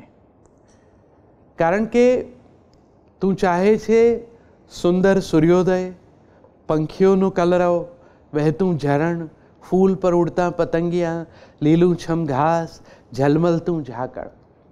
તને ગમે છે નીરવ બપોરે ક્વચિત કાને પડતું કબૂતરનું ઘૂ ઘૂ ઘૂ. લીમડાના પાન વચ્ચેથી વહેતી તુરી હવા, નિરભ્ર આભમાં ચકરાઓ લેતી સમળી, પીગળતા આસ્ફાલ્ટના ખાલી ખાલી રસ્તા, છાંયો સંકેલતું શિરીષ વૃક્ષ. તું પસંદ કરે છે ઢળતી સાંજ, માળામાં પાછા વળતા પંખી, રેલાતી લાલીમાં ઉતરતો અંધકાર. તને ગમે છે રેશમી રાત, પૂનમ કે અમાસ. તને ગમે છે ઓરડા, આંગણ, અગાશીનું એકાંત, મૌન સંવાદ, સ્પર્શની ભાષા, અંતર ઓગાળતું અંતર. તને ગમે છે આ સગળું. ક્યારેક રસ્તાની ધારે ધારે સંગાથે ચાલવું, બાલ્કનીમાં ઝૂલે ઝૂલવું, હોટેલના ધૂમ્ર રસ્યા વાતાવરણમાં કોફી મગમાં ઓગળવું, પહાડની પગદંડી પર દોડવું, સાગરકાંઠે રેતમાં શંખ છીપલા વીણવા, પગ ભીંજવતા મોજા, રેતીનું ઘર, નાળિયેરનું છાયું, આ બધું તને ગમે છે. સાયકલ, સ્કૂટર પર ડબલ સવારી, કારમાં લોંગ ડ્રાઈવ, ફૂટપાથ પરનું ઢાબું, 5 સ્ટાર હોટલની લાઉન્જ. તને ગમે છે આ સગળું. ઈચ્છિત અને અનુકૂળ સુખ. તું ચાહે છે આ બધું જ એક સાથે, એક જીવનમાં, કોઈ સિનેમાની જેમ. આ બધું જ છે મારી પાસે તારે માટે, પણ મારી કવિતામાં, મારા જીવનમાં નહીં. તું મારી કવિતાને ચાહે છે, કવિતાને જ ચાહ. તું મારી કવિતામાં જીવે છે. તારે જે જીવવું છે તે, તું જે નથી જીવી શકતી તે. મારી કવિતામાં તું જે ચાહે છે એ બધું જ છે. કવિતા કવિની પણ અતૃપ્તિ હોઈ શકે ને. હું અને મારી કવિતા બંને જુદા છીએ. કવિતામાં જે છે એ જિંદગીમાં નથી, કારણ કે જિંદગી કવિતા નથી.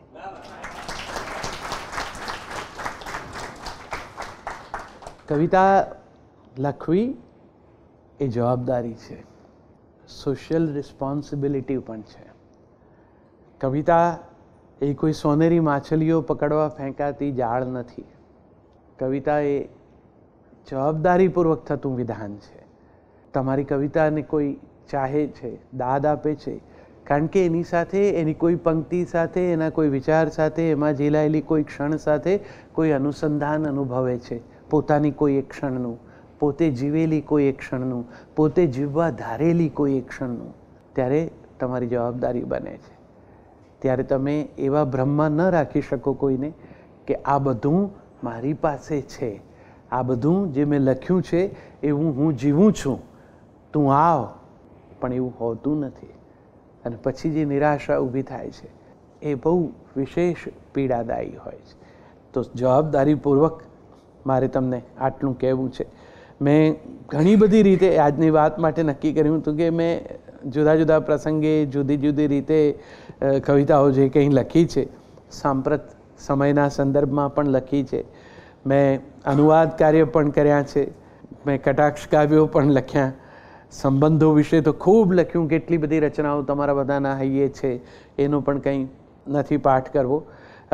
એક પ્રયોગ એવો પણ કર્યો છે કે બાપુ સાથે, મોરારી બાપુ સાથેનું બહુ સ્નેહભર્યું અનુસંધાન છે મારું. એટલે કથા સાંભળતો હું ઘેર પણ બેઠો હું અને બાપુ કોઈ એક વાક્ય હું કંઈ કહે, કોઈ એક વિચાર એવો કહે, તો હું એ દોરને પકડી અને કોઈ એક પદ રચના કરું અને એ પદ રચના બાપુને પછી મોકલું. ઘણી બધી રચનાઓ બાપુ કથામાં એનો પાઠ પણ કરે છે. તો એ પેલી શીઘ્ર લખવાની ક્ષમતાનો પણ પ્રયોગ છે. અને છતાં એમાં એક વિચાર રહેવો જોઈએ, એ કવિતાની અપેક્ષા છે. દાખલા તરીકે બાપુએ હમણાં એક કવિતામાં, એક કથા દરમિયાન એવું કીધું કે આ એસટી બસમાં પ્રવાસ કરનારાઓમાં ક્યાં ક્યાં કેવી રીતે માણસો બેસે છે. એમાં જે વાત એમણે ડ્રાઈવર અને એના પ્રવાસીની બેની કરી, એમાં એક સરસ ફિલોસોફી હતી. એ લાઈન મને ગમી ગઈ. પછી એવી એક રચના લખી. એ એક ઉદાહરણ તરીકે વાંચું. જીવન ગાડીમાં કોઈ ગોદા મારે ને કોઈ કચડીને પગ વયા જાતા, કોઈ વળી બારીથી ફેંકે રૂમાલ અને મારો મગન સે કહેતા, એવાથી બચવું હો તારે તો જીવ, જઈ ચાલકની પાસે તું બેસ, ધક્કા ઉલાળ કંઈ નડશે નહીં ને નહીં વાગે લગીર તને ઠેસ, જીવ ચાલકની પાસે તું બેસ. બસ હવે તમારે આ ચાલકને સમજી લેવાનો છે. બીજે બેસે તો વળી સાથીઓની સંગે વાતોમાં વીતે સમય, ઘાસડીને પોટલા ચોરાય નહીં માર્ગમાં જેનું સતાવે તને ભય, ચાલકના ચરણોમાં મેલે સામાન એને ચિંતા રહે નહીં લેશ, જીવ ચાલકની પાસે તું બેસ. ને બારીની પાસે જો બેસવા મળે તો મળે આસપાસ જોવાનું સુખ. લલચાવે લોભાવે એવું જોવામાં ટળે બે પળ આ દુનિયાનું દુઃખ. પણ ચાલક પાસે તો સીધો માર્ગ કળાય, ચાલક પાસે તો સીધો માર્ગ કળાય, સામે સીધો દેખાય રૂડો દેશ, જીવ ચાલકની પાસે તું બેસ. તો જુઓ, સર્જકતા નો એ પણ એક પડકાર મેં ઝીલ્યો છે કે હું એક ક્ષણ માત્ર પકડીને વાત કરું અને છતાં એ કોઈ એક વિચારને લઈને તો આવવી જોઈએ. તો એનું ગીતપણું પણ સચવાય, એનો લય સચવાય અને સાચે એમાં રહેલો એક ભાવ સચવાય. એક આ રામની પેઢીના યુવાન સર્જક છે આપણું રામબાઈ વાળું ગીત હાદીને, હા ડોંગા, એની એક નવલકથા છે. હું બહુ વાંચતો નથી હવે, પણ એણે એક ઈચ્છા એવી વ્યક્ત કરી મિત્રોમાં કે આ એને પબ્લિસિટી માટે એણે કોઈ એક વિડીયો બનાવવો ને એમાં એમ કે એવું એક ગીત હોય તો એ ગીત આવે ને એમાં એની નવલકથાનો ભાવ આવે તો એ રીતે પછી વિડીયો બનાવીએ. એટલે મારા સુધી વાત એણે પહોંચી. તો મેં કીધું કે સારું, તું મને ખાલી જીસ્ટ ખબર પડે કે ગીત તો હું અમે સિનેમાનું લખનાર, અમારે તો એક લાઈન જ કહેવાની હોય, અમને આખું પિંજણ ન કરવાનું હોય, અમને ખ્યાલ જ હોય કે આમાં લાંબુ લાંબુ શું થઈ શકે. પણ આ તો સર્જક અદ્ભુત અદહસ મને કે એમ નહીં, મારી નવલકથા આખી વાંચવાની અને પછી તમને ઠીક લાગે તો જ લખજો. હવે એક સરસ મધુર પડકાર પણ હતો એમાં. એટલે મેં કીધું મોકલ નવલકથા. મોટી નવલકથા છે, બહુ જુદા રંગની નવલકથા છે. હું આખી વાંચી ગયો. પછી એક રચના મેં લખી મોકલી એને. સંગીત એનો વિષય નહોતો એટલે ગૂંચવાયો. એને એમ થયું કે આમાં રામબાઈ એમ આવ્યા કરે તો એવું જેવું લાઉડ ના લાગે. મેં કહ્યું તારે તો લાઉડ કરીને વેચાણ માટેનું આ ગીત બનાવવું છે. તો મને કે ના, પણ કંઈ બીજી રીતે આખી આ વાતને જોઈએ. તો મેં કહ્યું ચાલ બીજી રીતે પણ જોઈએ આ આખી વાત. પછી મેં એક પદ લખ્યું એની કવિતાના, એ રામબાઈના પાત્ર દ્વારા એને જે કંઈ બહેનની જે અનુભૂતિ છે એની વાત એમાં ખૂબ સુંદર રીતે એણે કહી છે. અને પછી મેં એમાંથી એક પદ લખ્યું. પછી તો એ તો ખૂબ ખુશ થયો, પણ એની કંઈ વ્યવસ્થાથી એમાં એનો ઉપયોગ થઈ શકે એવું હતું નહીં, કારણ કે એ થોડોક મુજારામાં પણ હતો. પણ મને એ ગમી ગયેલું. પછી અમારા સ્વરકાર મિત્રએ એને સ્વરબદ્ધ કર્યું ને ગાર્ગી વોરાએ એને ગાયું છે. નિતાંત સુંદર પદ. હવે એ મારી કવિતાનો એ પણ એક રંગ છે જે તમે બાકીના ગીતો સાંભળ્યા છે, અને આ રંગ પણ છે. તો નવલકથાના વિષય વસ્તુને કેન્દ્રમાં રાખીને પણ લખી શકાય, એ પણ સર્જકતાનું એક પાસું છે. તન કેરું તુંબડું ને મનડાનો તાર ગૂંજે, તુહી તુહી ઘટમાં સંભળાય, પિંડમાં બ્રહ્માંડ બોલે, બ્રહ્માંડે આ પિંડ ડોલે, એવો તે અભેદ રચાય, મનડું તુહી તુહી તુહી તુહી ગાય.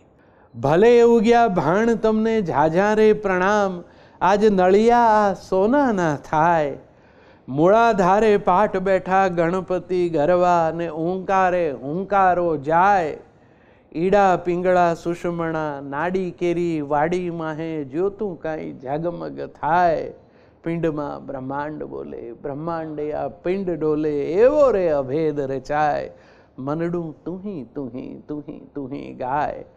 ને ચૂલામાંની આગ અને કોઠામાંની આગ બેઉ તાપ અને તેજ એક રૂપ. ચૂલામાંની આગ અને કોઠામાંની આગ બેઉ તાપ અને તેજ એક રૂપ. આભ ભરી ગાય અને સમદર લહેરાય, એમાં નિરખું એ નમણું સ્વરૂપ. પ્રેમ કેરા પાલવડે ઢાંકી ઢબુરાઈ સુવે, જન્મોનો થાક સરી જાય, પિંડમાં બ્રહ્માંડ બોલે, બ્રહ્માંડે આ પિંડ ડોલે, એવો રે અભેદ રચાય, મનડું તુહી તુહી ગાય. ને જળ તેજ વાયુ અગ્નિ પ્રથમીનું પંચ બેઠું. જળ તેજ વાયુ અગ્નિ પ્રથમીનું પંચ બેઠું, તાગતું એ ઊંડું ને અગાધ, જીવ અને શિવ કેરો ભેદ મટી જાય જ્યારે ઉઠે અલખનો આરાધ. મળેલા જ મળે અને ભળે એ જ ભાળે. આ ભળે એ જ ભાળે એની પંક્તિ. મળેલા જ મળે એ મિસ્કિન સાહેબની પંક્તિ છે કે મળેલા જ મળે અને ભળે એ જ ભાળે એવું સમજું ને સાચું સમજાય ને પિંડમાં બ્રહ્માંડ બોલે, બ્રહ્માંડે આ પિંડ ડોલે, એવો રે અભેદ રચાય, મનડું તુહી તુહી તુહી તુહી તુહી તુહી ગાય. તો આ પણ અપેક્ષા છે તમારી પાસે.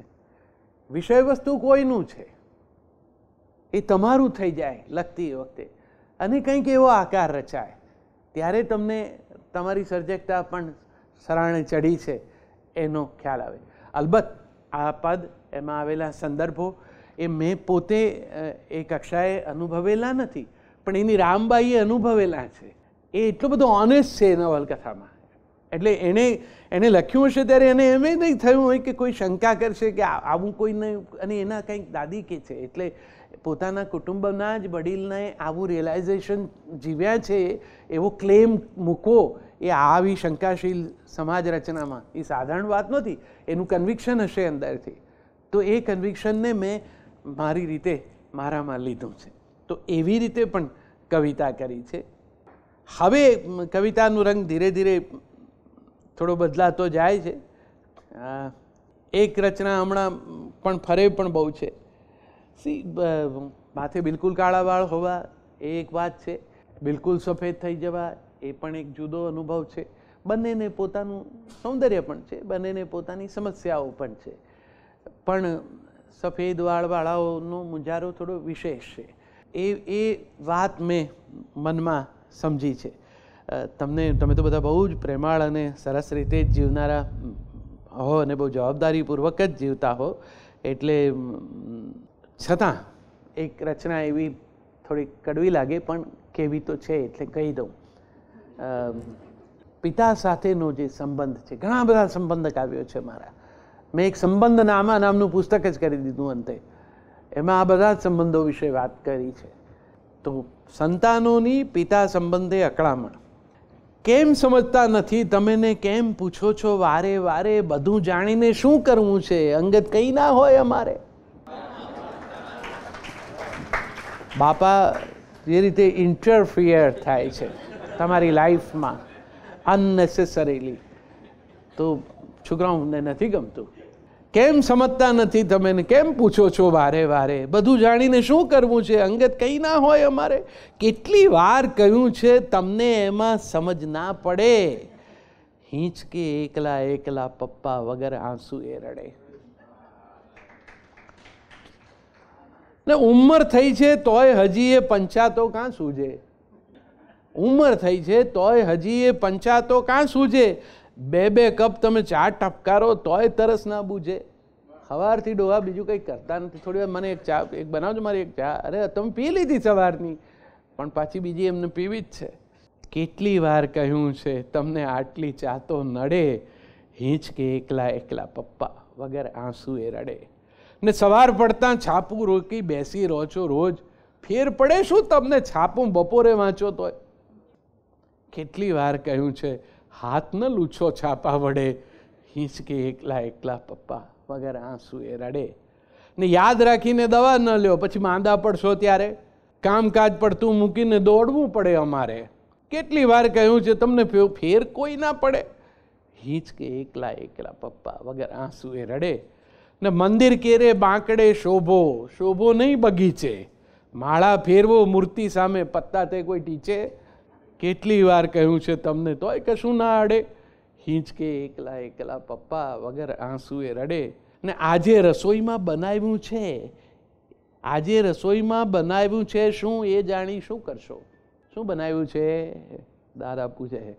આજે રસોઈમાં બનાવ્યું છે શું એ જાણી શું કરશો, ચાવી પચાવી શકો નહીં તમે પેટ ઝાલીને ફરશો. કેટલી વાર કહ્યું છે તમને છોકરા છો કે લડે, હિંચકે એકલા એકલા પપ્પા વગર આંસુ એ રડે.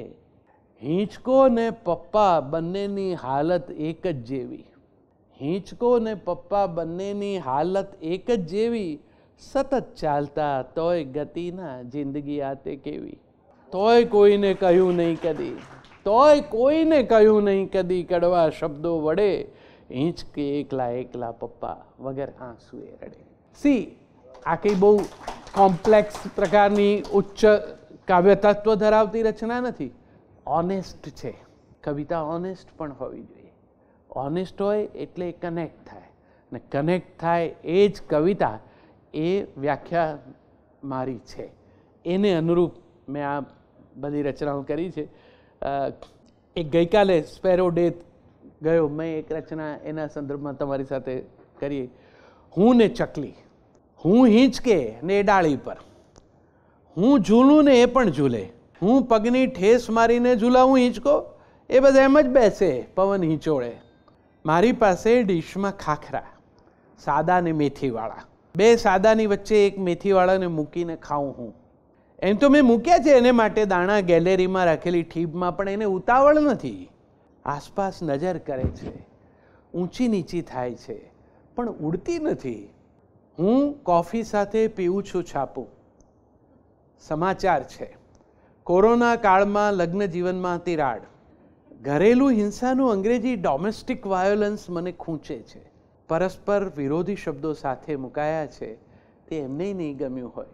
ડિક્શનરીમાં ડી અને વી વચ્ચે કેટલા પાનાનું અંતર છે.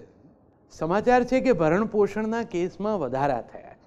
મરવાનો એ સમય નથી એવું કહેનારા વ્યસ્ત યુગલ કોરોના કાળમાં સતત સાથે રહેવાની તક મળતા મસ્ત ના બનવા જોઈએ.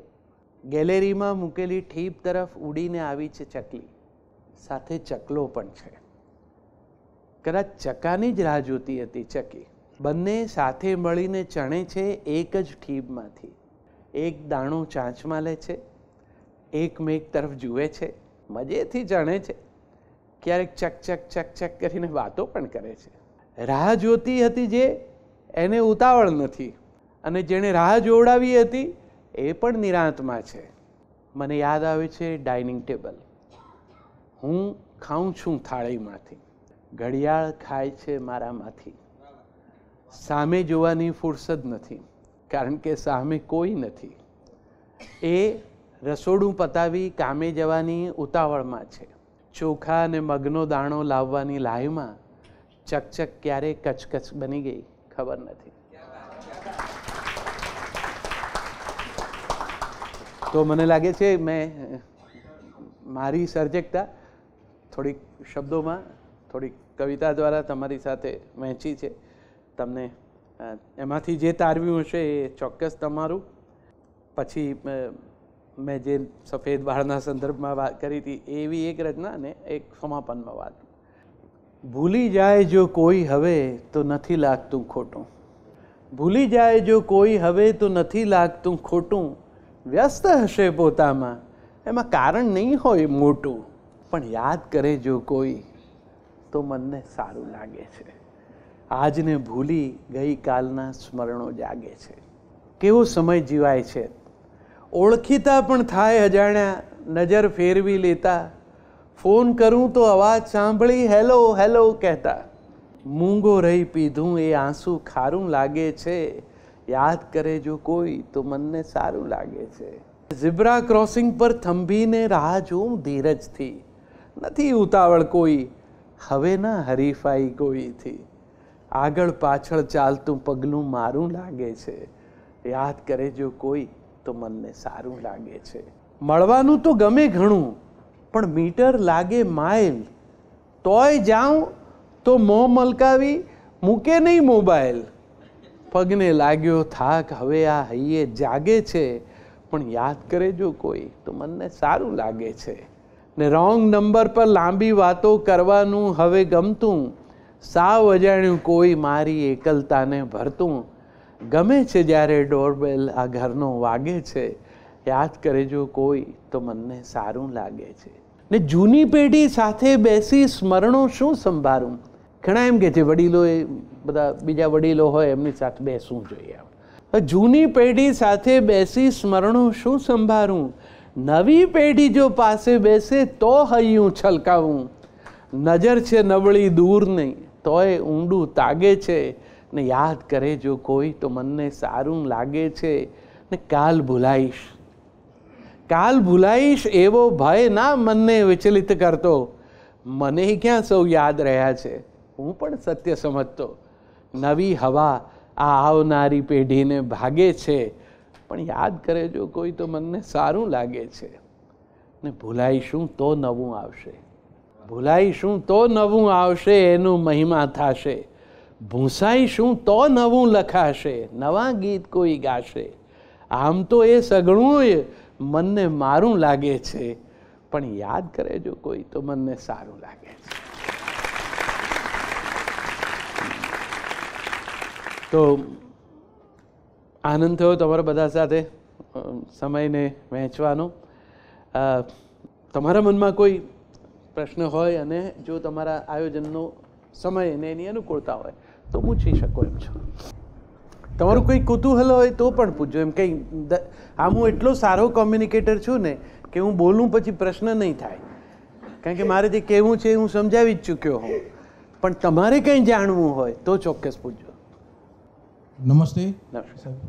આપને ફૂલછાપમાં દર રવિવારે વાંચીએ છીએ. અને હવે મારું નામ ભૂપેન્દ્ર ધોળકિયા, વતન વિરમગામ. આપે આપની શરૂઆતમાં કહ્યું કે હું ઘણા વર્ષે મોડો આબુ ગયો. તો આપ સાહેબ આબુ ગયા તો જે દલપતરામની કવિતા છે દીઠો આજ આબુ, એવી કોઈ અનુભૂતિ કે એવો કોઈ એ અંગેનું કોઈ શબ્દાંકન કેવું? ના, એવું કંઈ નહીં આવ્યું. સર, મારું નામ મેહુલ સંઘાણી. હું ભણું સ્ટુડન્ટ છું એન્જિનિયરનો. રહું છું સુરતમાં, પણ અત્યારે અહીંયા કોલેજ અહીંયા છે. તો મારો સવાલ એ છે કે મારા ઘરમાં કોઈ સાહિત્યને લગતું કોઈ નથી, ફેમિલીમાં કોઈ. હું જ અત્યારે શરૂઆત લખવાની અત્યારે મને મન ગમે છે એટલે લખવાનું કરું છું. પણ અત્યારે સુરતમાં બેઠો હતો તો ત્યારે વિચાર આવતા, પણ અમદાવાદમાં આવ્યા પછી વિચારોની વિમોક્ષણ થઈ ગઈ.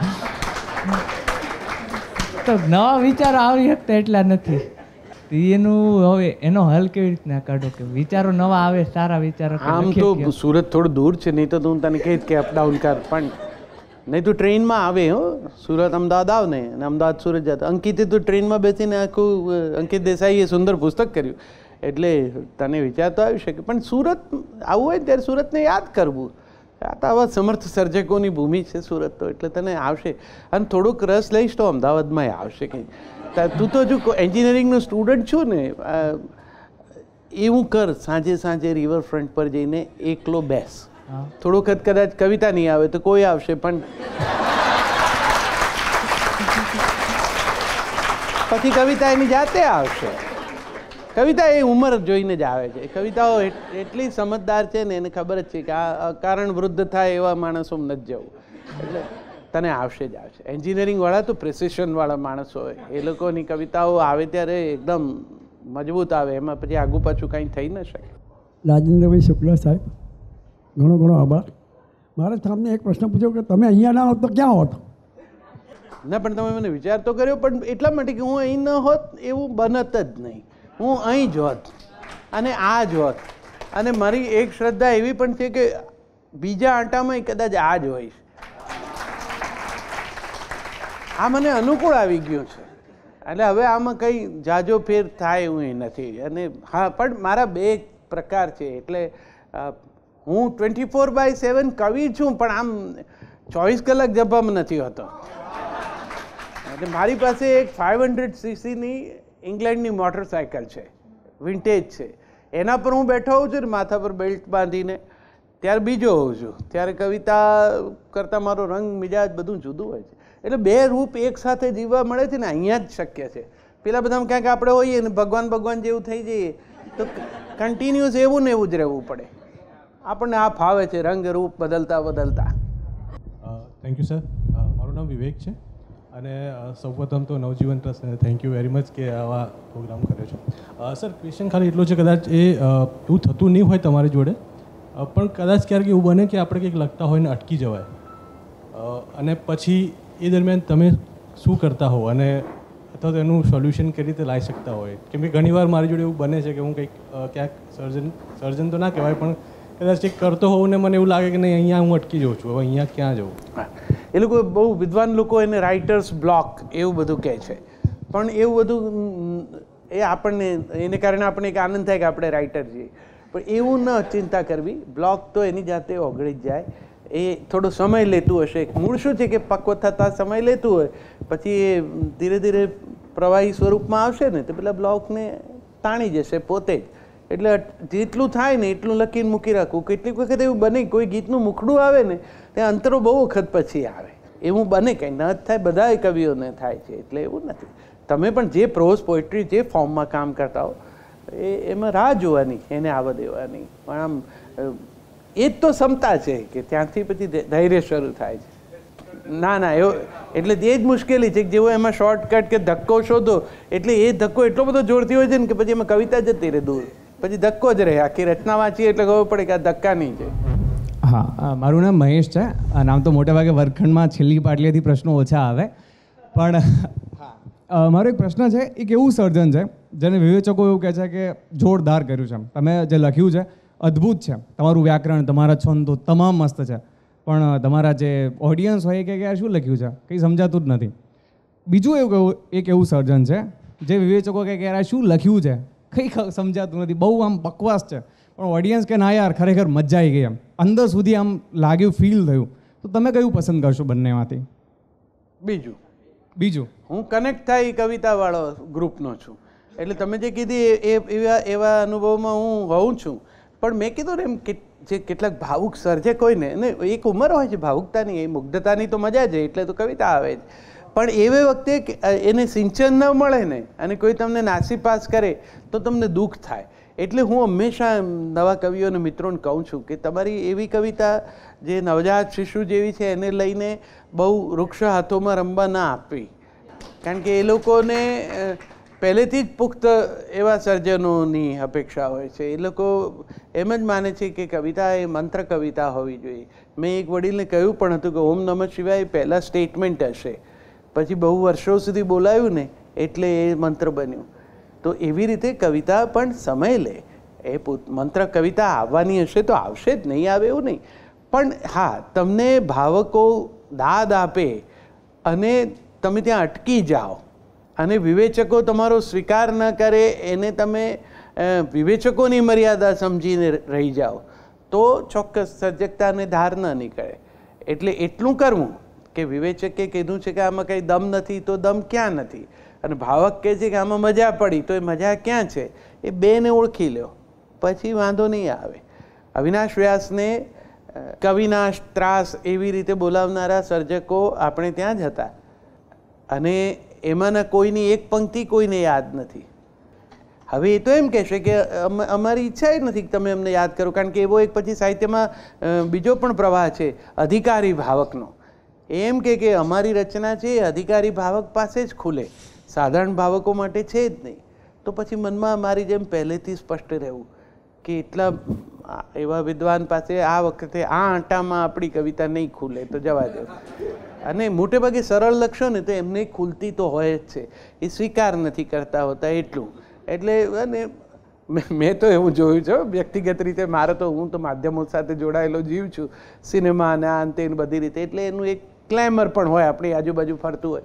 તો હું આવું તો ઘણા બધા સર્જકોની સાથે તો તમારી પેઢીના છોકરાઓ તરત મારા તરફ ધ્યાન એમનું જાય છે.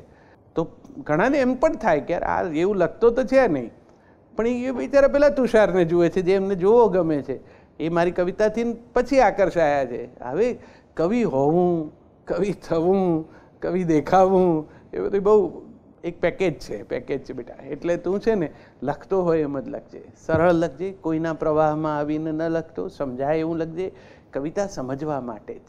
અમે ભણતા ને ત્યારે અનિરુદ્ધ બ્રહ્મભટ્ટ અમારા પ્રોફેસર હતા. અનિરુદ્ધભાઈ બહુ સુંદર કહેતા, એ હંમેશા કવિતાનો એમએમાં કવિતાનો પાઠ કરે વર્ગમાં, અને પછી જુદા જુદા 5-1 છોકરાઓને પણ ઊભા કરીને કાવ્ય પાઠ કરાવે, અને પછી કહે કે હવે કવિતા સમજાઈ ગઈ.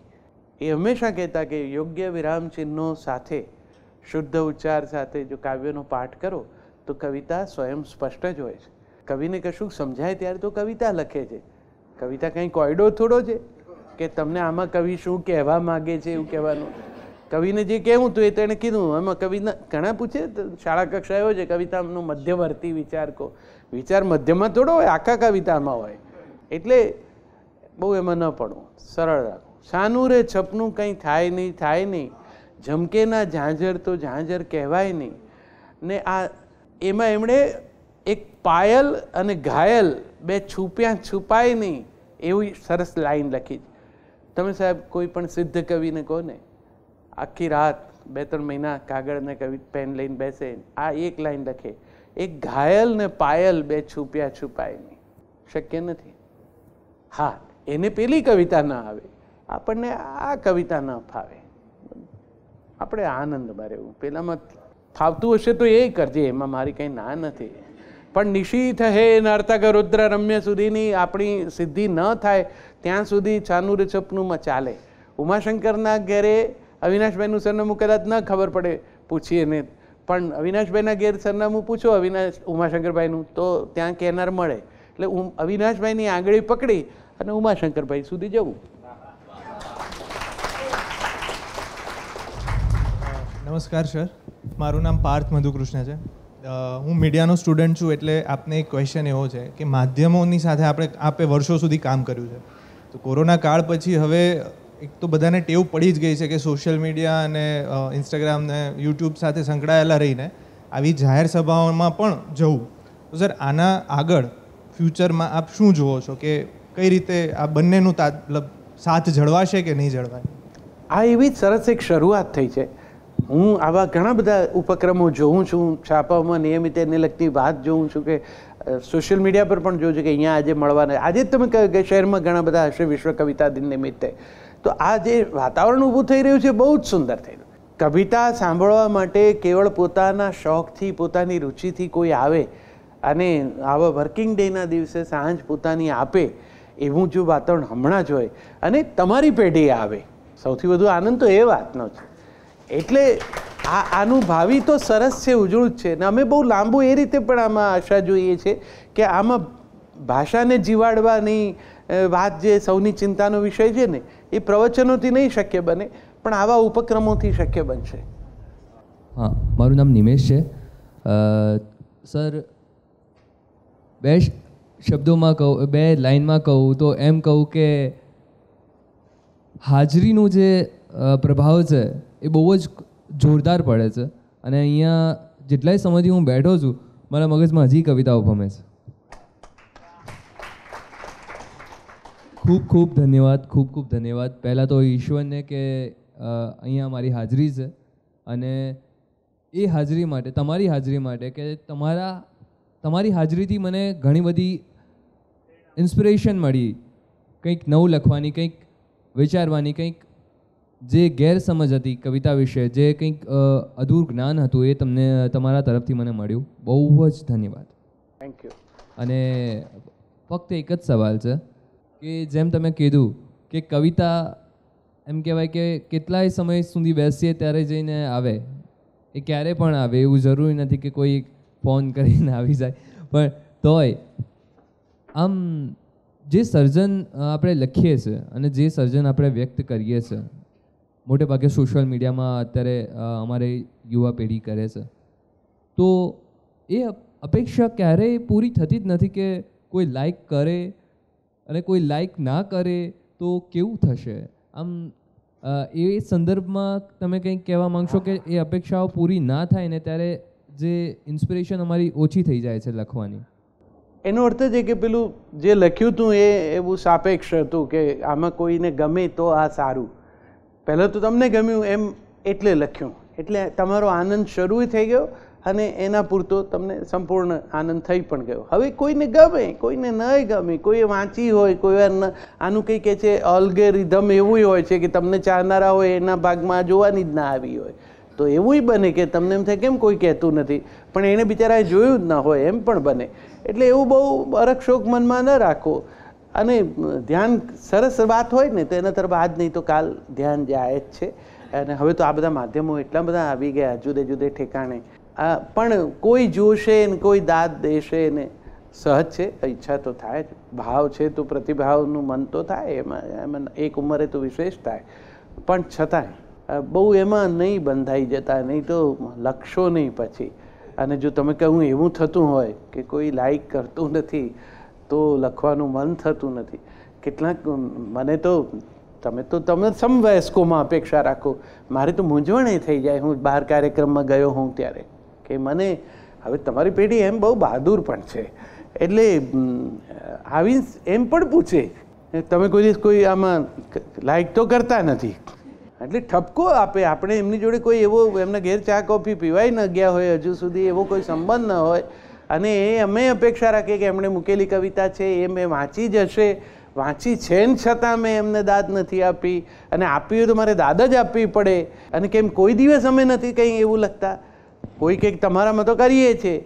હવે આવા બધા જ વાટકી વ્યવહારોની અપેક્ષા હોય ત્યાં દુઃખ તો થાય, પણ હવે મર્યાદા છે. હું તો મને તો કોઈ પૂછે, આ બધાને હવે તો મીડિયાઓને પણ એવો શોખ હોય છે, એટલે ક્યાંય જાય તો આપણને પાછું જોડે જોડે જે કામ માટે ગયા છીએ એ સિવાય પાછું ચેનલ હોય તો એમ પૂછે કે પણ અમારો એમ કે ફલાણો કાર્યક્રમ છે ને એ વિશે પણ આપ આપનું જરા એક એપ્રિસિએશન એ કરી આપો ને. કે પણ ભાઈ મેં તારો એ કાર્યક્રમ જોયો જ નથી, હું જોઉં તો કહું કે એ કામ કેવું છે.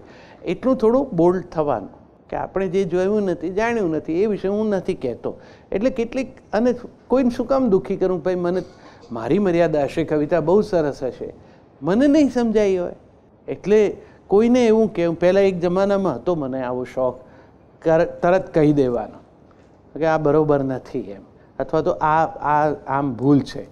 કોઈ હું તો આરજેઝને પણ ભણાવું એમ પણ ઘણું બધું કામ કરતો હોઉં છું, તો ઠપકો પણ આપું કે જેટલા સંબંધાયો છું જે લોકો સાથે, એમાં સારા સંબંધોમાં બધાનો મોટાભાગનો અનુભવ પહેલો આવો જ છે કે જેમાં મેં એમને ઠપકો આપ્યો હોય.